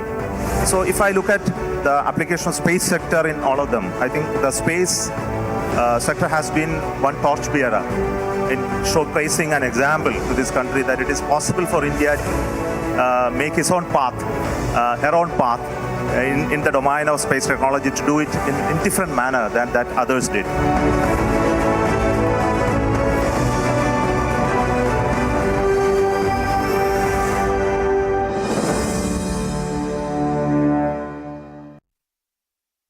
I am very, very happy to announce that Niva Bopa Health Insurance has come on board as Republic TV's studio model. Niva Bopa Health Insurance is the fastest growing company among standalone health insurance players in India. It has also provided health insurance coverage to 1.1 crore people in India and settled over 15 lakh claims, processing one claim every 60 seconds. So we are delighted to be partnering with them.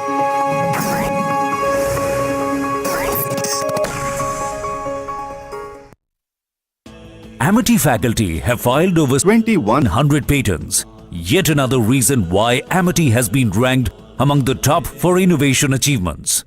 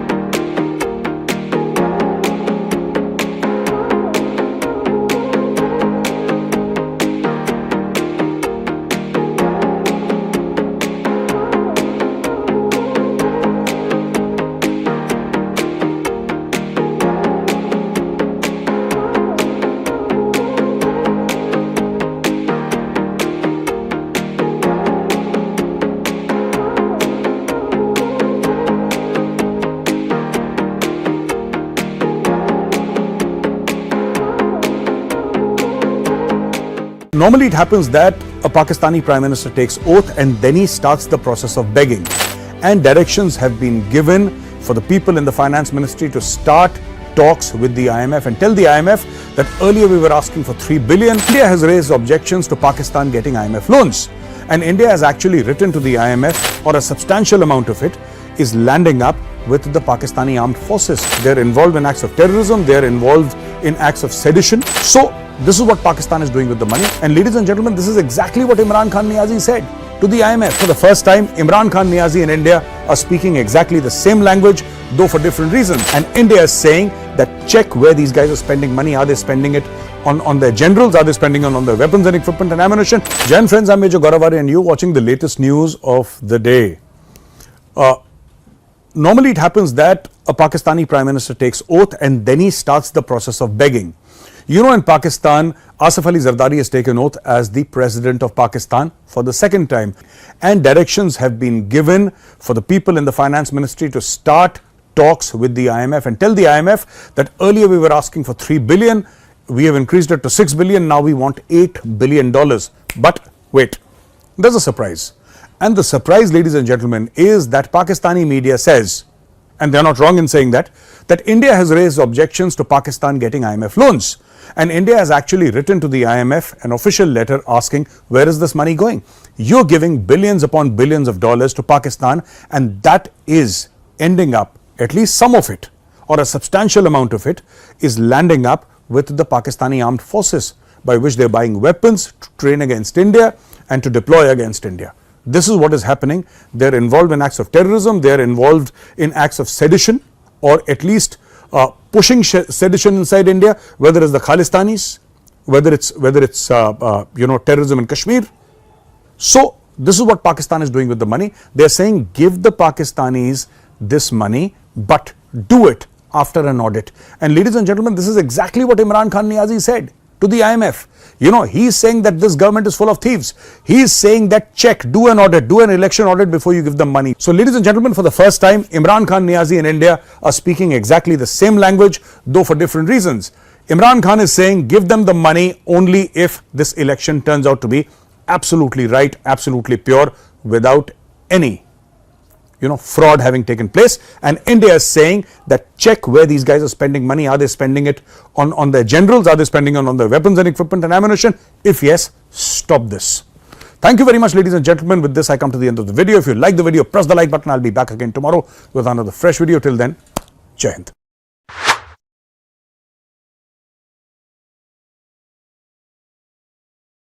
Manohar Lal ji और मैं बहुत पुराने साथी हैं। मनोहर लाल जी के पास एक motorcycle रहती थी, तो वो मोटरसाइकिल चलाते थे, मैं पीछे बैठता था। हमारा लगातार हरियाणा का भ्रमण मोटरसाइकिल पे हुआ करता था। मनोहर लाल जी और मैं बहुत पुराने साथी हैं। दरी पर सोने का जमाना था, तब भी साथ काम करते थे।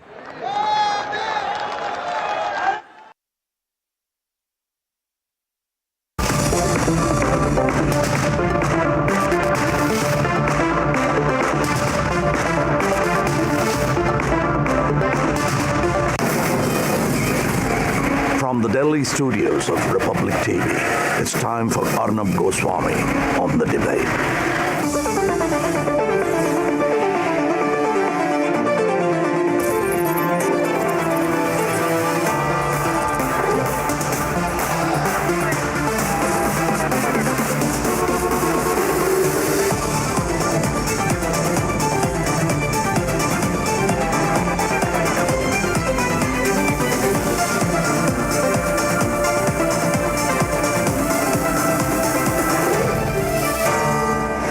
Arnab Goswami on the debate at 9, presented by Amity University, powered by RP Sanjeev Goenka, Century Club Prime and Policy Bazaar.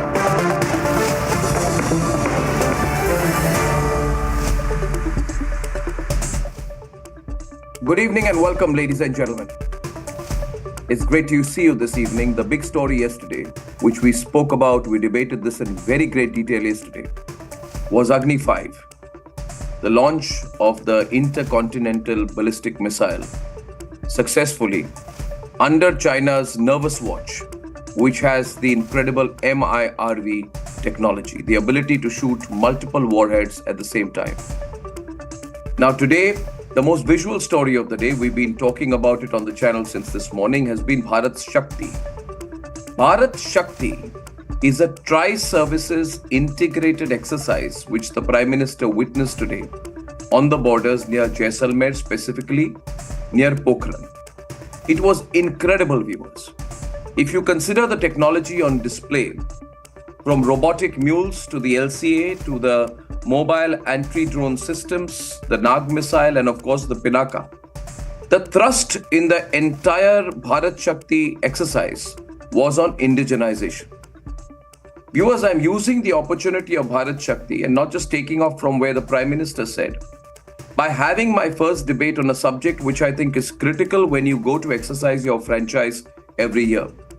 As you go to vote, ask yourself, do you want the next government in India to give you a more secure country, a country that rivals, equals, and goes beyond the security needed for ensuring its borders? Do you want our defense preparedness to be extremely strong? Do you want us to have a strong counterweight to any challenge that China may bring to us? Not just to us, but to our future generations. Ask yourself this question and come to a conclusion. Just by way of starting the debate, and I want to go to some full-frame pictures of Bharat Shakti, I want to begin by making a few fundamental points which I hope that all of us watching the program will think about tonight. Viewers, I will bring this down to one basic and very elementary question. We are very clear today that we are not in a race to edge out Pakistan. That was the case more than 15 years back. Today, we are legitimately engaged in an edge to balance and edge out China. People tell me, why am I so bullish about the Narendra Modi government's defense policy? It is for this fundamental reason. Because I believe Modi's policy has been to watch China, equal China, rival China, and eventually to outstrip China. Viewers, people ask me if I have a problem with the defense situation in previous governments. I have nothing personal with any previous government. But I will not forget, and neither should you, and I want to speak to you looking at the camera on this. I must request all of you to never forget the lovey-dovey approach. The lovey-dovey approach that the Congolese had vis-a-vis the Chinese. I want you to never forget that after one of the most dangerous incursions in Depsang, 2013, ladies and gentlemen, most shamefully a man called Salman Khurshid, Mr. Khurshid, I'm ashamed of the position you took. You went, Mr. Khurshid, as an emissary of the Sonia Gandhi government to China. And instead of taking up the issue of the dangerous incursion by the Chinese, you said you love the Chinese. You shamelessly said that you would love to be living in Beijing. You further shamelessly said, Mr. Khurshid, on behalf of the Sonia Gandhi NAC-run Manmohan Singh government, that you refused to get into any quarrel with the Chinese, that you did not get into anything, and I have the quotation here before me. You said, I am not looking at doing a post-mortem of what happened in Depsang with the Chinese. You said, I will not apportion any blame on them. Why, Mr. Khurshid, and why did the Congress consider the Chinese beyond question, beyond blame? These are fundamental questions. Ladies and gentlemen, as you watch those pictures of India flexing its military might, remember how much things have changed in a decade. I'm not saying that you have to be a BJP supporter to remember. But you must look at these pictures and remember that there was once a man called A.K. Antony who stood in the floor of the Indian Parliament and said, on the 6th of September 2013 to be precise, and he said that, ladies and gentlemen. He said, it is the policy of our country to have undeveloped borders. I'd like to speak to you on this, viewers. Can you believe it, viewers? You watch these pictures today. And I want to speak directly looking at the camera to the younger audiences watching this program. If any of you who are watching the program are below the age of, say, 25 or around 25, then I presume that you would have been in secondary school when what I'm speaking about actually happened. So when you were in secondary school, dear youngsters, there was a man who unfortunately was Defence Minister of India, A.K. Antony, who stood up on the floor of the Parliament of India and who said that India has better infrastructure because Congress governments have decided to not develop the borders of the country. What can be more dangerous than that? These have been the admissions of the past, and therefore it is very necessary that when you go to vote, whether you are young or not so young, you need to think of defense preparedness as the first subject, which is why I'm deliberately using Agni 5 and, of course, the Bharat Shakti display of strength today, and whatever may happen over the next few months as a startup debate on whether defense preparedness, the status of our geostrategic deterrence, the strength of our military might should be something to configure our votes on. Ladies and gentlemen, I come to you with two fundamental debates tonight. My first debate is on defense, and I look forward to having a very solid debate on that. Very often we get involved in only political issues. This is the time to discuss defense. I think defense matters to all. My second debate on this very important evening is on the CAA. And I'm sick and tired of the kind of lies that the Al Jazeera has been putting out. The Al Jazeera should first talk about whether Qatar, the country that funds it, who feed it and who give them money, whether Qatar allows citizenship for everybody, and whether whether Indians working in Qatar are even eligible for citizenship there. If not, they should be quiet about it. My counter to Al Jazeera is at 10 o'clock. And here are the headlines. This Tuesday evening on the debate tonight.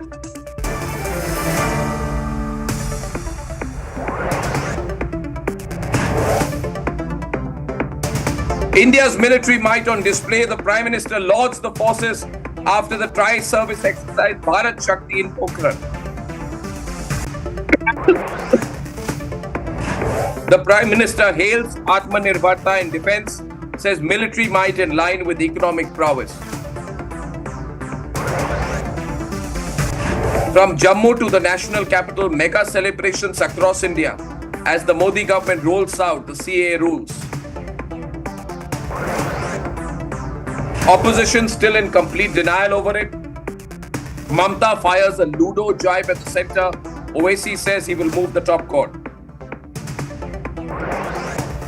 Surprise move in Haryana. BJP shuffles the deck. Nayab Saini replaces Manohar Lal Khattar as the new Chief Minister of Haryana. And a day after the Supreme Court wrap, the SBI submits data on electoral bonds to the Election Commission.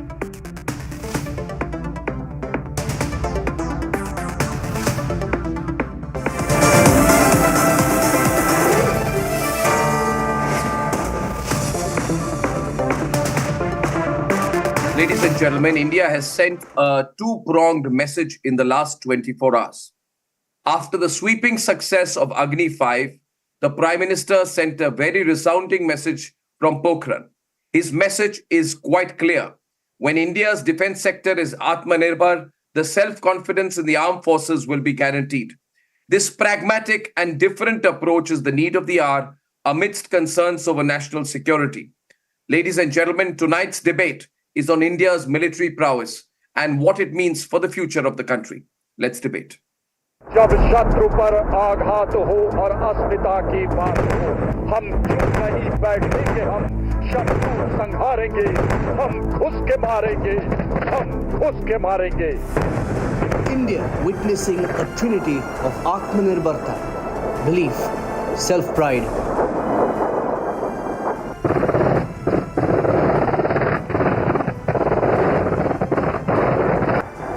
The Bharat Shakti exercise has showcased the prowess of indigenous defense equipment of our tri-services. Tejas mark 1 कुछ ही पलों में बाएं से आते हुए अपनी बमबारी से दुश्मन के टैंक कॉलम्स को ध्वस्त करेंगे. ये आर्म्ड हेलीकॉप्टर हमारे मैकेनाइज्ड दस्तों के साथ एक कैवलरी की तरह फायर सपोर्ट देता है और थर्ड डायमेंशन से दुश्मन के ऊपर भारी मात्रा में क्षति पहुंचा सकता है.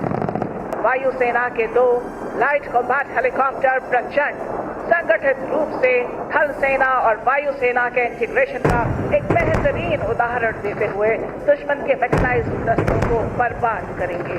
अब आप पिनाका के विध्वंसकारी फायर को किसी भी क्षण दुश्मन के कमांड तथा कंट्रोल हेडक्वार्टर के बचे हुए दस्तों को नेस्तो नाबूद करते हुए देखेंगे।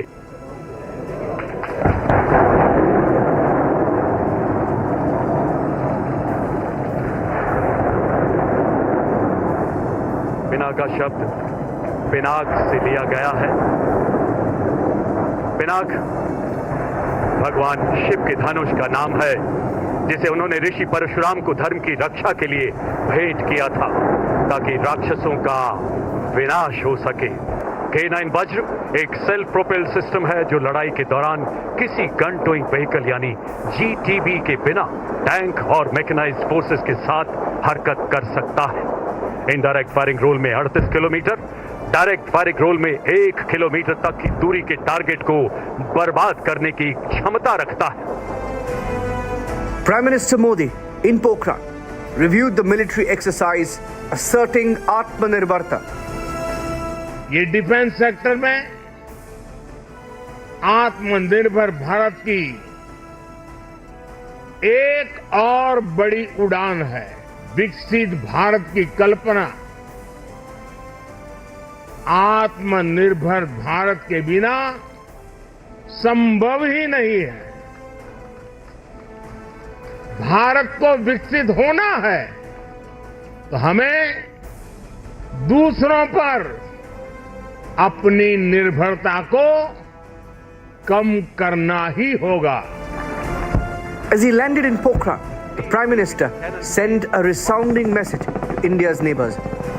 आने वाले वर्षों में जब हम दुनिया की तीसरी बड़ी आर्थिक ताकत बनेंगे तो भारत का सैन्य सामर्थ्य भी नई बुलंदी पर होगा और भारत को तीसरी बड़ी आर्थिक ताकत बनाने में राजस्थान की बहुत बड़ी भूमिका होने वाली है। The Pokhran message, a day after the sweeping success of Agni 5.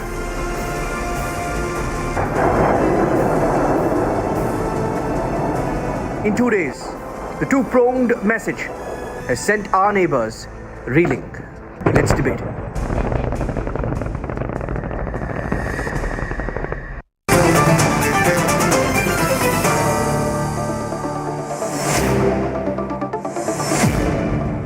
And ladies and gentlemen, on the debate this evening, I have with me Sanju Verma, National Spokesperson of the BJP, Major Gaurav Arya, Consulting Editor, Strategic Affairs of our network, Major Samar Paltur, very well recognized and popular defense expert of the country, Kapil Madan, who has a pro-Congress position, as is Nikhil Jain, Vivek Srivastav, who's anti-BJP on all issues, and Ravinder Dhal of the Congress Party. So we are more than evenly placed.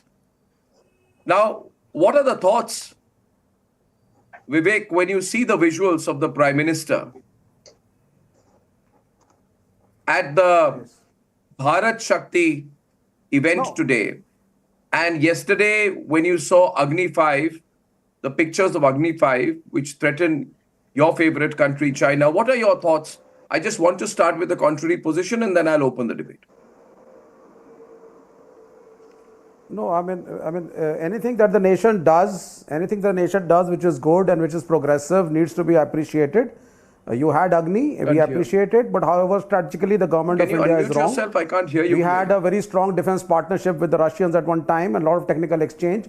We were very clear about the priorities. Aditya, today I can't hear him. Clear. Instead of partnering, instead of I think my audio track to me is not open. 1 second. Yeah, now I can hear you. Thank you. Yeah, go on. Yes, absolutely. See, so I mean, we appreciate if Agni happens and the nation is moving ahead, we appreciate it. There is no I mean, it's a progressive move. However, there are two things. They are strategically wrong. Yeah, keep it open. We had a very strategic partnership with the Russians at one time. We shared technologies, we shared defense strategies, and we knew what our priorities are. Today, they are all confused. Today, you have something called the Defense Acquisition Procedure, the DAP. You have something called the Make in India. You have a minor reservation for the Indian vendors in it. Most of it you are trying to outsource to foreign Atmanirbhar hai nahi sir hum. Okay, you have the defense corridors in 2 states, Uttar Pradesh and Tamil Nadu, right? And even in that, there are 108 companies which have signed a memorandum. Atmanirbhar aap hai nahi. We are privatizing everything, giving it to private vendors, and most of them are international players. Okay, instead of having a strategic military tie-up with the Russians and the Chinese, who are our next door neighbors, we are more influenced with the United States of America. Our defense funding is still nothing compared to what the Americans have. It is probably somewhere around 886 billion US dollars. The Chinese, it's about 1/4 of it. We are much smaller. And defense doesn't mean only fighting and increasing your prowess. Our aircrafts are not 5th generation. The Chinese have 5th generation aircrafts. Even the Rafales that we have bought right now are maximum 4.5 generation. So, I mean, it has to be two-pronged. Number one, the diplomatic tie-ups with strategic countries needs to change. Our priority should be stronger friendship with the Russians and the Chinese, not the Americans and the Europeans. And number two, we need to talk more. Defense doesn't mean only manufacturing more. We may have a very strong army, which we appreciate, but I do not think we are on the right track, and I do not think that we are Atmanirbhar right now. We are very clear about it. Rhetoric and, going and impressing people. Yeah, Sanju, I mean, whatever it is. Okay, it's fine. The Prime Minister is doing a lot of rhetoric. There is a lot of Bharat Mata ki Jai. There is a lot of it, hum ghus ke marenge. These words do not count. You had a very strong army at one time in this country. There was a war with Pakistan. You made another nation. You created it, Bangladesh. We have been strong always. There was a Kargil. So, as far as the defense personnel are concerned, the Indian army is concerned, we respect them. Vivek, thank you for opening remarks. I'm just telling you where we are wrong. Thank you for your opening remarks. Full of rhetorics. I think you have to be completely out of your mind to suggest a defense partnership with China, which only you can do. Okay. Sanju is responding for the other side of the debate before I come in. Sanju. Thank you. Arnab, you are the only person and yours is the only channel. Even yesterday, you had a full-fledged discussion on India's Agni 5, the first indigenously tested missile, which had such a successful launch under Project Divyastra. And I will just read out in 5 seconds what the Prime Minister said. He said in his address on the occasion, the roar of aircraft mid-air and valor displayed on ground during Bharat Shakti exercise is the call of new India. Naya Bharat ka aavahan hai.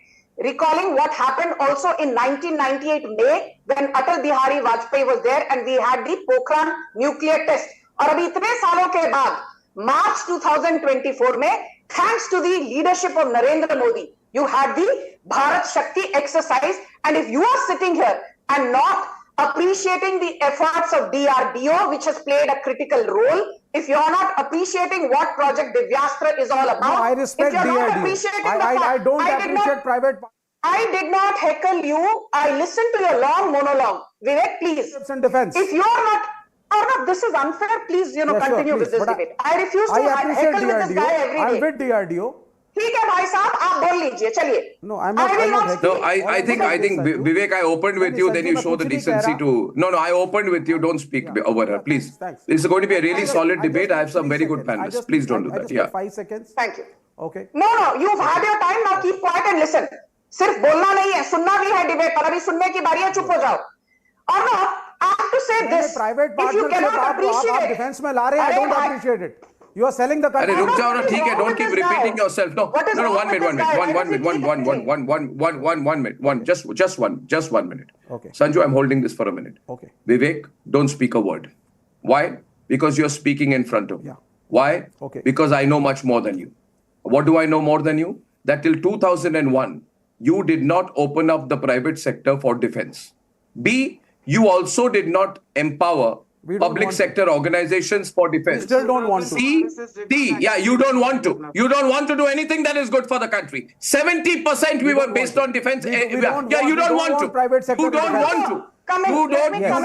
You want this country, yeah, you don't want to. You should this country was 70% dependent on imports. We don't want to be agents of the American companies. By 2027, Indian we will be 30% dependent on the Americans. So keep quiet and let Sanju continue, please. Thank you. You're a master heckler and a bad one at that. Arnab, you have a great, grasp on these issues pertaining to national security, but I have done some homework and your audience needs to know. I'm addressing your audience. Prior to 2014, our defense exports were almost zero. Even as recently as FY18, it was about 4,500 crore. Today, our indigenous defense production is over 1.5 lakh crore and our exports are 16,000 crore. That is point number one. Point number two, for the first time at the Kumar post in the Siachen Glacier, you had two women who are manning that post, Captain Shiva Chauhan and Captain Geetika Kaul. For the first time, you had a permanent commission dedicated to women in the armed forces. For the first time in 2018-19, you had Agni Chaturvedi, a woman flying a fighter aircraft called MiG Bison.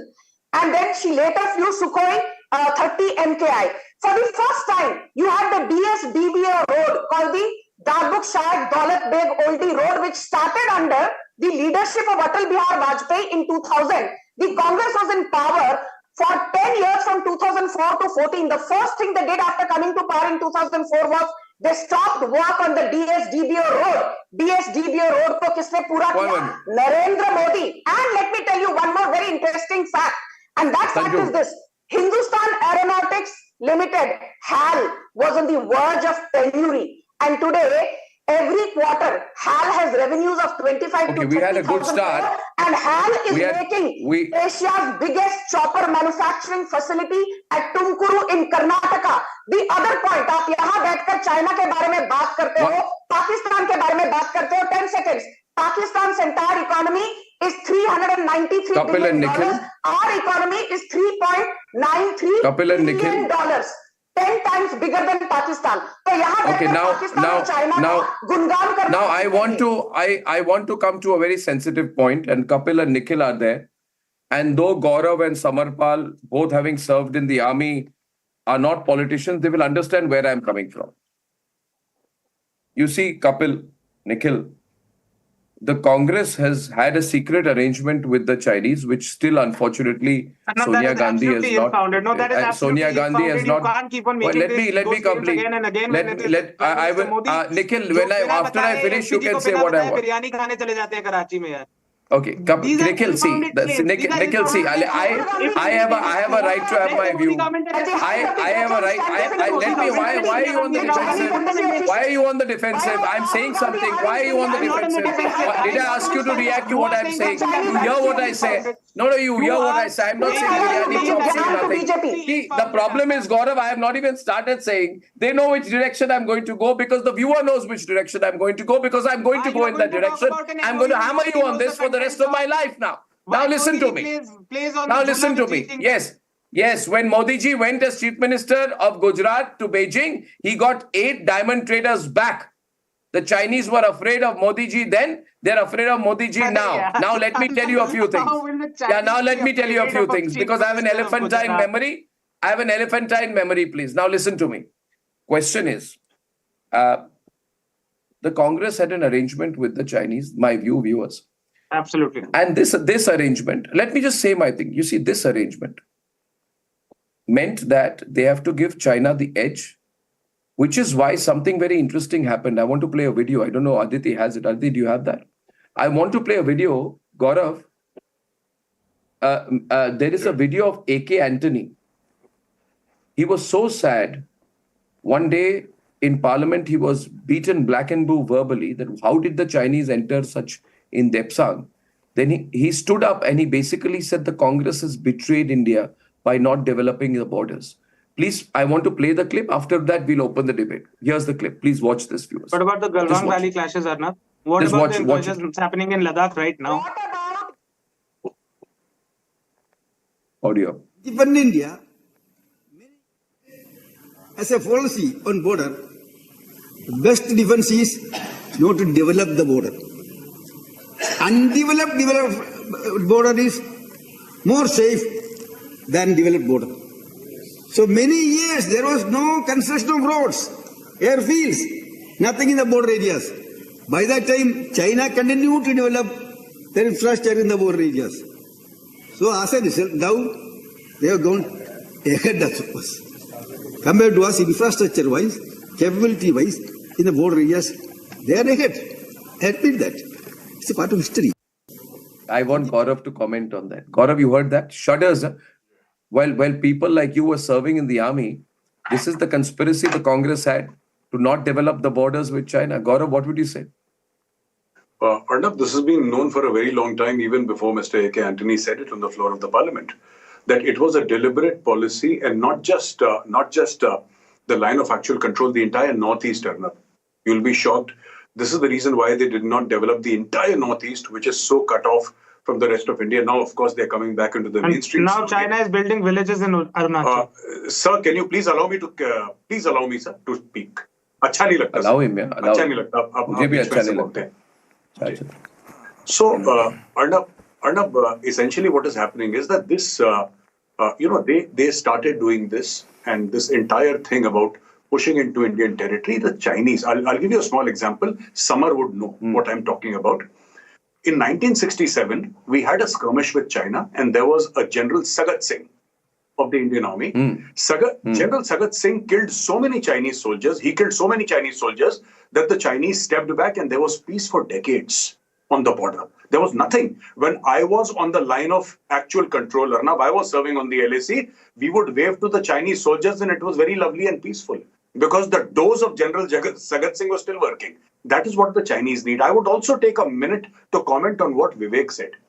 You see, Vivek Kolaka. He said, Vivek ji said that, India should partner with China. Of course not. You can't. Next, he'll say partner with Pakistan. You don't do that, right? Yeah. We are still buying weapons from Russia. You see, we bought the S-400 from Russia. We had the AK-203 plant in Amity, but because of the Ukraine war, Russia could not supply weapons to us. And Russia said we cannot supply weapons, but yet Russia is willing to, talk about tanks, talk about aircraft. So there is nothing wrong in our relationship with Russia. It is just that, and he keeps on saying America. What have we bought from America? I have not understood. One GE engine transfer of technology, 32 drones. Actually, the main purchase has been Rafale, 36 earlier and 26 for the naval version, which we are buying. We have not bought very much from the United States of America. This is just rumors that are being spread. We have not bought very much from the US. Yes, little bit we have bought, not very much. The maximum amount we still spend on Russia today. And second is France, then America and Israel come next. And last point I'm saying, you see, you keep on saying that, we have changed our diplomatic track and we have changed our strategic track and we are now with the Americans. We are not with the Americans. We are not with the Russians. We are with ourselves, and the Russians remain our great friends. There is no doubt about the Russians. The Russians helped us, Arnab, when we did not have anything. That is... So we, the Russians are great friends. India has not condemned Russia. And again, Vivek, ek minute here. Ek minute, please. This is not done. Let me have my say. And when the world had said that you will not buy oil from Russia, we were amongst the two top buyers of Russian oil. When Russia was heavily sanctioned, we bought it. We bought Russian oil. China and India both. We bought Russian oil. So how can Vivek say that you have this thing? And last point, Arnab, I would, with your permission, state, he is saying Atmanirbhar. Kyun nahi Atmanirbhar? Kyun nahi private companies? Why not private companies? DRDO is for research and development, sir. DRDO is not a manufacturing hub. Aapko shayad pata nahi hai. DRDO does manufacturing. No, you can have PSUs. You can have PSUs. Sir, मैं आपको एक बात बता रहा हूँ. ये आपकी बहुत बड़ी गलतफहमी है. You can have public sector undertakings manufacturing your own technology. एक minute, sir. Even your favorite China is going the private route. China is getting private companies to make weapons.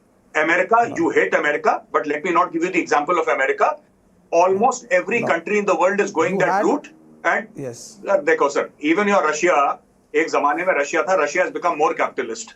China has become more capitalist. What are you saying, sir? क्या बात कर रहे हो? There are billionaires. Anyway, let me tell you a little story. देखिए, आपके it's 9:31. It's story time. गौरव, आपके दो. It's 9:31. It's story time. It's 9:31. It's story time now. Story time with me. Gaurav, I'll tell you a story. There was once this fellow. He was good for nothing.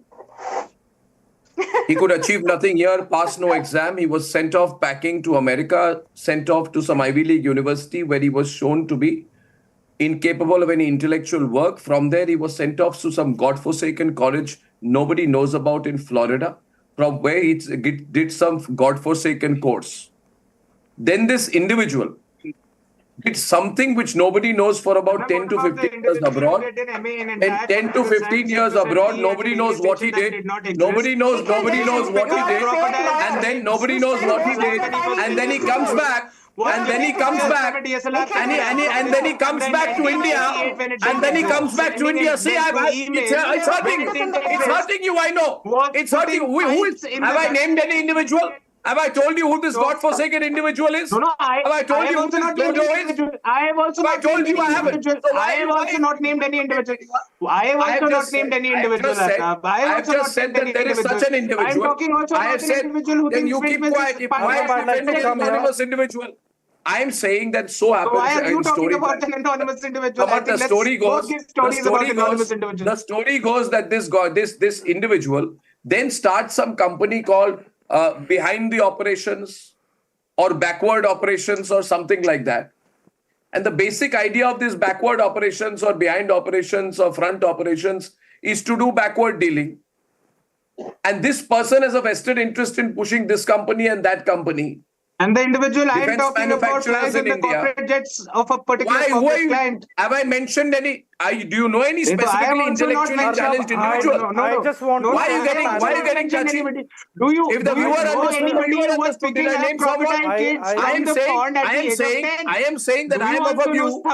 I am of a view. Yeah, you be quiet. I am of a view that the only interest of the Congress party, at least I can say Samar with full confidence, was doing big business deals, making India 80% dependent on imports because 25 to 30% would come to them.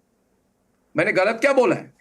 नहीं तो was it not possible to develop an Akash missile? नाम क्यों नहीं लिया? और हम संजय भंडारी का नाम लीजिए. Buy the 120. I'll like to bring up few facts, Arnab. Firstly, I would request everybody who would want to come in here. Now, I just want to tell everybody that I am a new generation veteran. I am a new generation veteran here. And I am really perturbed by the mindset and the attitude of Mr. Vivek and the panelists. Trust me for a second, I thought that you've invited some Pakistani panelist on the panel. But later on when I heard his name, Mr. Vivek, I was like, nahi, I think he is Indian. So I was right now taken aback. Now, just to put in a few facts, please don't take my comments personally, but this is actually what I suddenly felt. No, absolutely now, Mr. Vivek, now I just want to make few facts very clear to you that in 2012 it was Congress which stalled the anti-satellite missile launch system. That is the problem. You wanted to favor China. After that, there were multiple skirmishes which were taking place with China good relations at different with all locations. neighbors. That's a different issue. But Congress turned a blind eye. Congress played it down by telling the army. Sir, domestic defense industry, Indian government holds only 50% stake. But you never equip India and the Indian army with effective weapons. No, Indian domestic industry Indian government holds only 50% stake. Are we not ashamed of it? One more thing. 50% you have given it to private dalals. As far as, please recall the before corruption. Two defense It was Congress which initiated it. It was your former Prime Minister. There are 108 memorandums. Corruption began with you in the defense sector. You call this development. And today you are talking about joining hands with China. Privatization. Shame on you. In defense. You should not be breathing a single moment of air on India. 108 memorandums of understandings with private companies in two defense corridors. With China. Arnab, you please ask Vivek Srivastava to introduce himself as a China sympathizer. He's not a political analyst. Vivek Srivastava is a rabid Chinese sympathizer. To make India Atmanirbhar. You yourself went to Saab for force. You yourself went to the Bell Corporation where you were corrupt. You took money for the helicopter deal. So your own party is corrupt. You delayed the anti-satellite launch system. And one more thing. I have served in the army from 2010 to 2021. In 2014, the Indian Army got MP9, the international Swiss snake weapon, go over there. Then it was during BJP's tenure that we got the 6-4, 7.62 mm.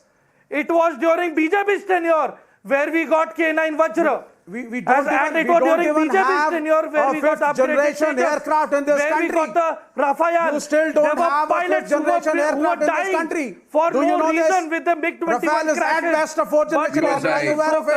You never gave it a single thought for upgradation of the Air Force.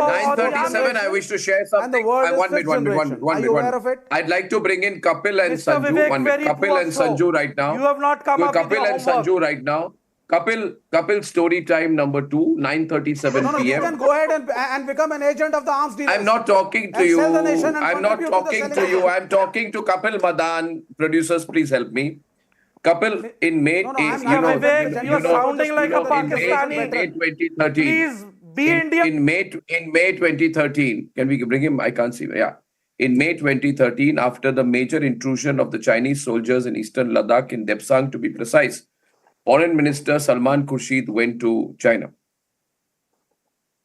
And first of all, he should not have gone. He went. And when he was asked, what did you go to talk about? He said, I have expanded the relationship between the two countries. And then he was said, Kapil, which area of expansion? What are you going to do about Depsang? He said, Depsang is not important because I have just signed an agreement on wastewater management with the Chinese. He says, what else did you discuss with the Chinese? They said, besides wastewater management, I have also looked at ways in the joint statement on how India and China may cooperate on micro-irrigation. And then he wrapped it up by saying that Beijing is the best city in the world to live in and that he would love to live in Beijing. Now, you can take this statement as a joke or you can take it as a reality. The fact is that he was too afraid to question China over its incursion in Ladakh. You talk about incursions, there was a 19-kilometer incursion at that point of time, and you said at that point of time, we don't want to do any post-mortem, we don't want to apportion blame. We just went to listen to Can I respond to you? Now, you want to respond? Otherwise, I would have carried on. And I just want to wrap up by saying, he also said that we are trying to make the Chinese happy, and he was told, how will you make the Chinese happy? He said, the Chinese should come to India, roam around, and handpick any location in India to build a Chinese-centric, exclusive industrial park on Indian soil. So he went there to offer daffodils to the Chinese in return for Depsang. So let me, since we're talking about the valor of the army, let me just, remind our... No, do you want to respond to my narration of Salman Khurshid's invertebrate nature? You will make any stories and everyone knows I have not cooked a single story. I have not cooked a single story. These are facts. And, we know that you are an excellent, fictitious storyteller, and, we actually love the way you narrate, in fact, you're red in the face. You're embarrassed. But you will never. No, Arnab, you will never tell your viewers that it was our honorable Prime Minister who, way back into September 2023 said, is all happening due to weakness of our army. On record, on Twitter, when Mr. Narendra Modi was the Chief Minister of Gujarat, he called, I am sorry, he apologized. Rahul Gandhi doubted the validity of surgical strikes. I get your drift, Sanju. I know, Sanju, you are cornered. I know, Sanju, you are cornered. You don't have any substance. Continue. You don't have any substance, and that's the reason why you will jump in. You don't have any substance. You don't have any material, and that's the reason why you just want to, overshadow the issue, this important issue, by just creating loud noises. Creating only noises and not delivering is the hallmark. Why did you give we all know your hallmark. We know hallmark of the BJP. It's all talk, no substance. All talk, no substance. All talk, no substance. So But what did is the Mr. big Modi deal? said this or not? 38,000 No, did square Mr. Modi kilometers said was this given or on a not? golden platter Can to you the Chinese. can you That can was you a say shameful yes or statement no? by your Can you say beloved yes Pandit or Nehru no? to your Can own you say congressman yes or no? Mahavir Tyagi I know. on the floor I know of the you will talk parliament about these way useless back in things. I know you will talk 1961. about these Who useless gave things, away but you will Akshay not Chin? answer Pandit the Nehru. substance. Who gave away You will large not plots of answer the Tia substance. Pandit Nehru. Who gave You will away not large answer plots the of substance. Ganjak Valley? You will Pandit talk Nehru. about Who gave everything. away You large will parts talk of everything Chaudhry under the Valley? sun, Pandit every Nehru. useless इसलिए thing शाम which does से not जाओ. have any connection with the Heat debate, scam. and you will try to Nehru deviate your responsible. attention because you know for a Scam. fact. Rajiv Because you know Gandhi for a fact, responsible. Mr. Modi made that Submarine statement, scandal. and you Indira know for a Gandhi fact that responsible. Mr. Modi never Augusta withdrew that Westland statement. scam. You know for Your a dear fact that Sonia Mr. Gandhi Modi never responsible. apologized for that Scorpion statement, deal. and I am Again, giving you your an dear opportunity Sonia today. Gandhi I am responsible. giving you And an by the way, opportunity do you today, know who Sanju. is Sanjay I am giving Bhandari? you an He's a opportunity close today. confidant I am of giving you. Robert I am Vada, giving you an your beloved opportunity Jitaji today. of Rahul Take this Gandhi. opportunity. Tell me, should Take this Modi government opportunity. Take this legal action opportunity against to Sanjay apologize. Bhandari, yes or no? Take this Should the opportunity Modi to government apologize. take This action is in the only Augusta this was Westland only my case, beginning which point. was perpetrated by Now, Sonia now, Gandhi and now, her now, acolytes? now, Yes or no? Arnab, your Augusta viewers are Westland getting की बात how करिए, Scorpion scandal your की viewers बात are करिए, getting. Jeep Your scandal की viewers are बात करिए, getting. Sanjay Bhandari Your की बात viewers are करिए. getting. What was Your Rahul viewers Gandhi are doing, getting. having Your biryani with viewers Chinese are embassy getting. officials in Our 2017 viewers, at the Arnab, your height of viewers the are Doklam your viewers are standoff? intelligent. Why was Rahul They're getting Gandhi the drift. surreptitiously They know what is visiting happening. Chinese They embassy know how Sanju officials is trying to at the deviate. height of the They know Doklam how standoff? Sanju is trying to इसका जवाब conceal. दो. They What know was how Rahul Sanju is Gandhi trying and to create Sonia this Gandhi, misleading what were they impression. doing? They know and they MOU get with how China in Sanju is, 2008. Why is was on a Sonia back foot Gandhi the today. official guest Your at the viewers are Beijing getting. Olympics Your when viewers she are had getting. no official position Your in viewers are getting 2008? how Why was she Sanju given Verma a is rattled. ceremonial state? Anyway, I How feel Sanju is rattled today. How I made only one point I and feel Sanju is for rattling. I feel I want to just make 1 minute, one Kapil. point for which I don't know. I Kapil, need to take Kapil. entire time, shouting without any Kapil, substance. Kapil. I made only one point. One minute. Points to make. No, will you allow me? Will you allow me to make? First of all, I think 1 minute, 1 minute. I think it is preposterous. I think it is preposterous on your part. No, I am sorry. No. 1 minute. Just one minute. Even though you are from a party that is essentially apparent. No. I know it is preposterous on your part, and I think Sanju and Gaurav, the first point being made is you are being like a Chinese agent when you come and say that the Prime Minister of India has called the Indian Army weak. This is unacceptable. I loudly protest against it. It is shameful that you have said it. No, I will not step back till you apologize on it. I demand that you apologize on it. You have to fact check it. This is Chinese propaganda on my program. I will not allow it, Gaurav. We must all substantially counter it. This will not be allowed here. You have no right to do that. No. Quote the article. I can quote. No, there is no article to quote. There is nothing to selectively quote. What you are doing is fakery of the highest order. क्यों क्या फेकरी है? Article है Hindustan. And by the way, no. You want me to give you the date also? You take the date. 8 अक्टूबर 2016 बजे ये article publish हुआ है. ये article है. पंडित नेहरू ने अक्षय चिन्ह के 38,000 स्क्वायर किलोमीटर चाइना को गिफ्ट समझकर दे दिए. अब ये देखो, अब ये सारी बेकार के भाषण they will not answer the substance. अच्छा Sanju, let Sanju say whether the article exists or not. No. Can Sanju deny this article? Can Sanju deny this? She's not denying the article. She's not on the show. She's not even denying the article. There is an article, Hindustan Times article. आपने article नहीं पढ़ा? Agusta आपने article पढ़ा कि नहीं पढ़ा? संजू, आपने article पढ़ा कि नहीं पढ़ा? Sanjay Bhandari Well, I'm sorry. They don't have any substance today. Arnab, they don't have any substance today. I made only the first point. Nehru in 1948 And she's rattled. article नहीं पढ़े. Shameful fellow. आप मैंने तो सिर्फ एक पॉइंट बोला अर्नब, और मैंने और वो पॉइंट तो ये डिनाई भी नहीं कर रहे हैं, ये आर्टिकल तो ये डिनाई भी नहीं कर रहे हैं, ये भी नहीं बोलते कि नहीं आर्टिकल गलत है, ये भी नहीं बोलते कि नहीं मिस्टर मोदी का ये ट्वीट नहीं है जो आर्टिकल के अंदर लिखा हुआ है.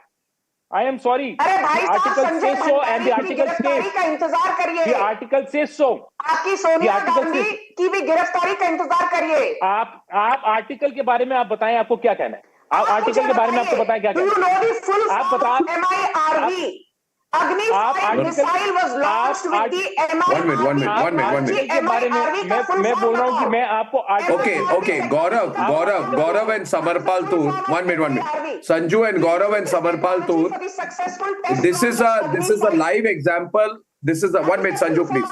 1 minute, Sanju, please. 1 minute, Sanju. 1 minute. 1 minute. 1 minute. 1 minute. 1 minute. 1 minute. 1 minute. 1 minute. 1 minute. 1 minute. 1 minute. No.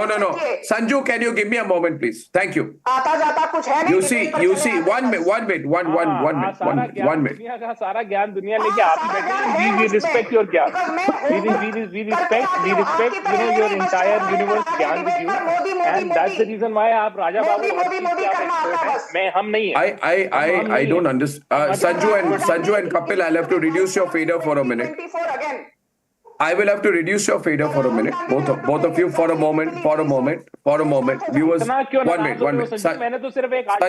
Sanju and Kapil Madan. First of all, I think it is extremely shameful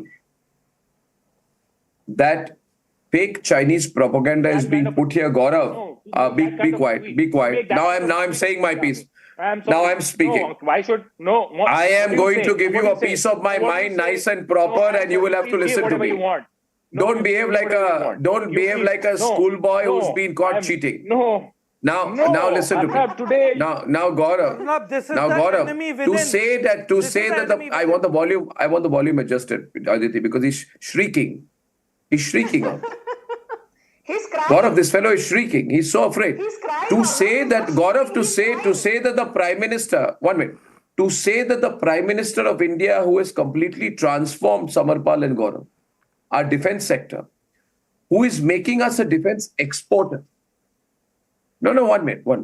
To say that Narendra Modi, under whose leadership we are exporting bulletproof jackets to 34 countries, including Israel, Brazil, Australia, Japan, under whose leadership 10 countries, including United Arab Emirates, Egypt, Indonesia, purchasing ammunition from us, under whose leadership we are exporting interceptor boats to Mauritius, Seychelles, Maldives, under whose leadership Philippines and even the United States of America, Australia and Indonesia are looking at Tejas, and under whose leadership DRDO has developed Akash missile air defense system and offered it to Vietnam, Philippines, and Egypt is also showing interest. To say that Prime Minister of India, who has transformed the defense landscape of this country, has attacked the Indian army, this is like a Hafiz Saeed nature of lie. Kapil Madan is inspired by Hafiz Saeed on my program. No, you can protest. And the second point is, no. I don't believe in any clickbaitish headline. I've been too long in the media to know. No, you can't go. No. Forget Hindustan Times. I don't care. I don't believe in clickbaitish headlines. But I'll give Gaurav a chance to respond to this. But you will not. Narendra Modi's official Twitter. Gaurav, I see this. Official Twitter. It's an official Twitter. This is the nervousness that they have. Narendra Modi's official Twitter. Gaurav, volume down. Yeah, don't get overexcited, guys. You are losing the election badly. Now, Gaurav. They will use 6 words of a clickbaitish headline to run down their own country. This Kapil Madan and Arnab, I just wanted to say, I don't know that phone the gentleman is showing, whether it's a Chinese phone or not, I don't know. But I just want to say that, Arnab, one very important aspect which could have escaped your notice is that we are also exporting BrahMos missiles to Philippines, and the target for BrahMos alone after 2025 is $5 billion per year. $5 billion US per year, only BrahMos missiles, which are going to be exported after 2025. And the deal with Philippines is already signed. That's number one. Number two, Arnab, you see, there is a lot going on about these private companies, private companies. I'll tell you one story and Samarpal will, bear me out. We have a rifle called the Insas in the army, right? And people say that Insas was used in Kargil. Kargil was won by the heart and soul of the Indian soldier, not by the Insas rifle. Indian फौजी के खून से जीता था कारगिल, उसके जिगर से, उसके कलेजे से जीता था. Insas, I have no respect for that rifle, by the way. Yes, Bofors is a fantastic weapon. There is no doubt. But Insas rifle, we were given that rifle and we have been beating our head against the wall. Ask Samar, Major Samar बैठे हैं यहाँ पे, वो बताएंगे. It's not a weapon that anybody should be using, you see. But today, what is happening is private companies are giving us drones. Private companies, new startups. And this is the way the technology will move. They are partnering with DRDO. You know, DRDO is funding IIT Delhi. For the first time, DRDO is funding IIT Delhi and saying, okay, these many crores given. And this entire network of IITs partnering. And this is how Israel does it, Arnab. This is how Israel does it. A very close cooperation with the corporates. Haji? All these IITs and the DRDO were set up by Prime Minister Nehru and the successive Congress governments, Major Gaurav Arya. Okay, viewers, I think I'm 3 minutes over. I've been told. I just want to tell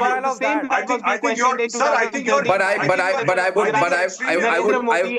I would. Twitter account. I think you are. I would. Nehru kahan se aa gaya beech mein? And viewers, at the end of the day, if you have any inputs to give me on the name of that person, that rootless wonder who I referred to somewhere in the middle of the program, ladies and gentlemen, do let me know. I thank you for the debate. When I'm back, why not just CAA, but NRC is also important for the country.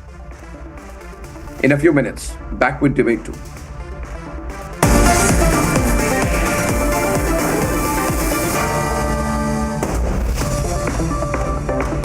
Amity faculty have filed over 2,100 patents. Yet another reason why Amity has been ranked among the top for innovation achievements.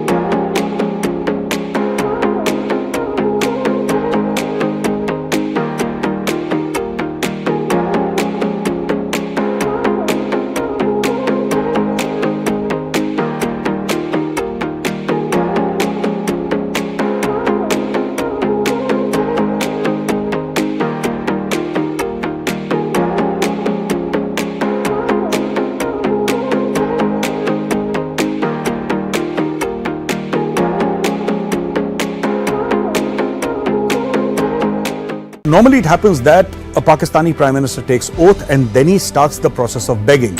And directions have been given for the people in the Finance Ministry to start talks with the IMF and tell the IMF that earlier we were asking for 3 billion. India has raised objections to Pakistan getting IMF loans.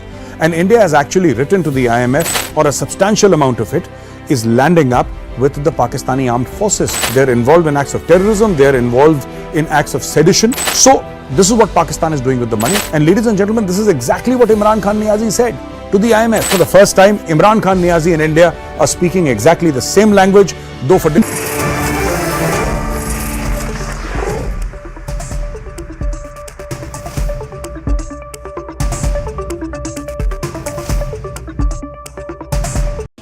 Amity faculty have filed over 2,100 patents. Yet another reason why Amity has been ranked among the top for innovation achievements.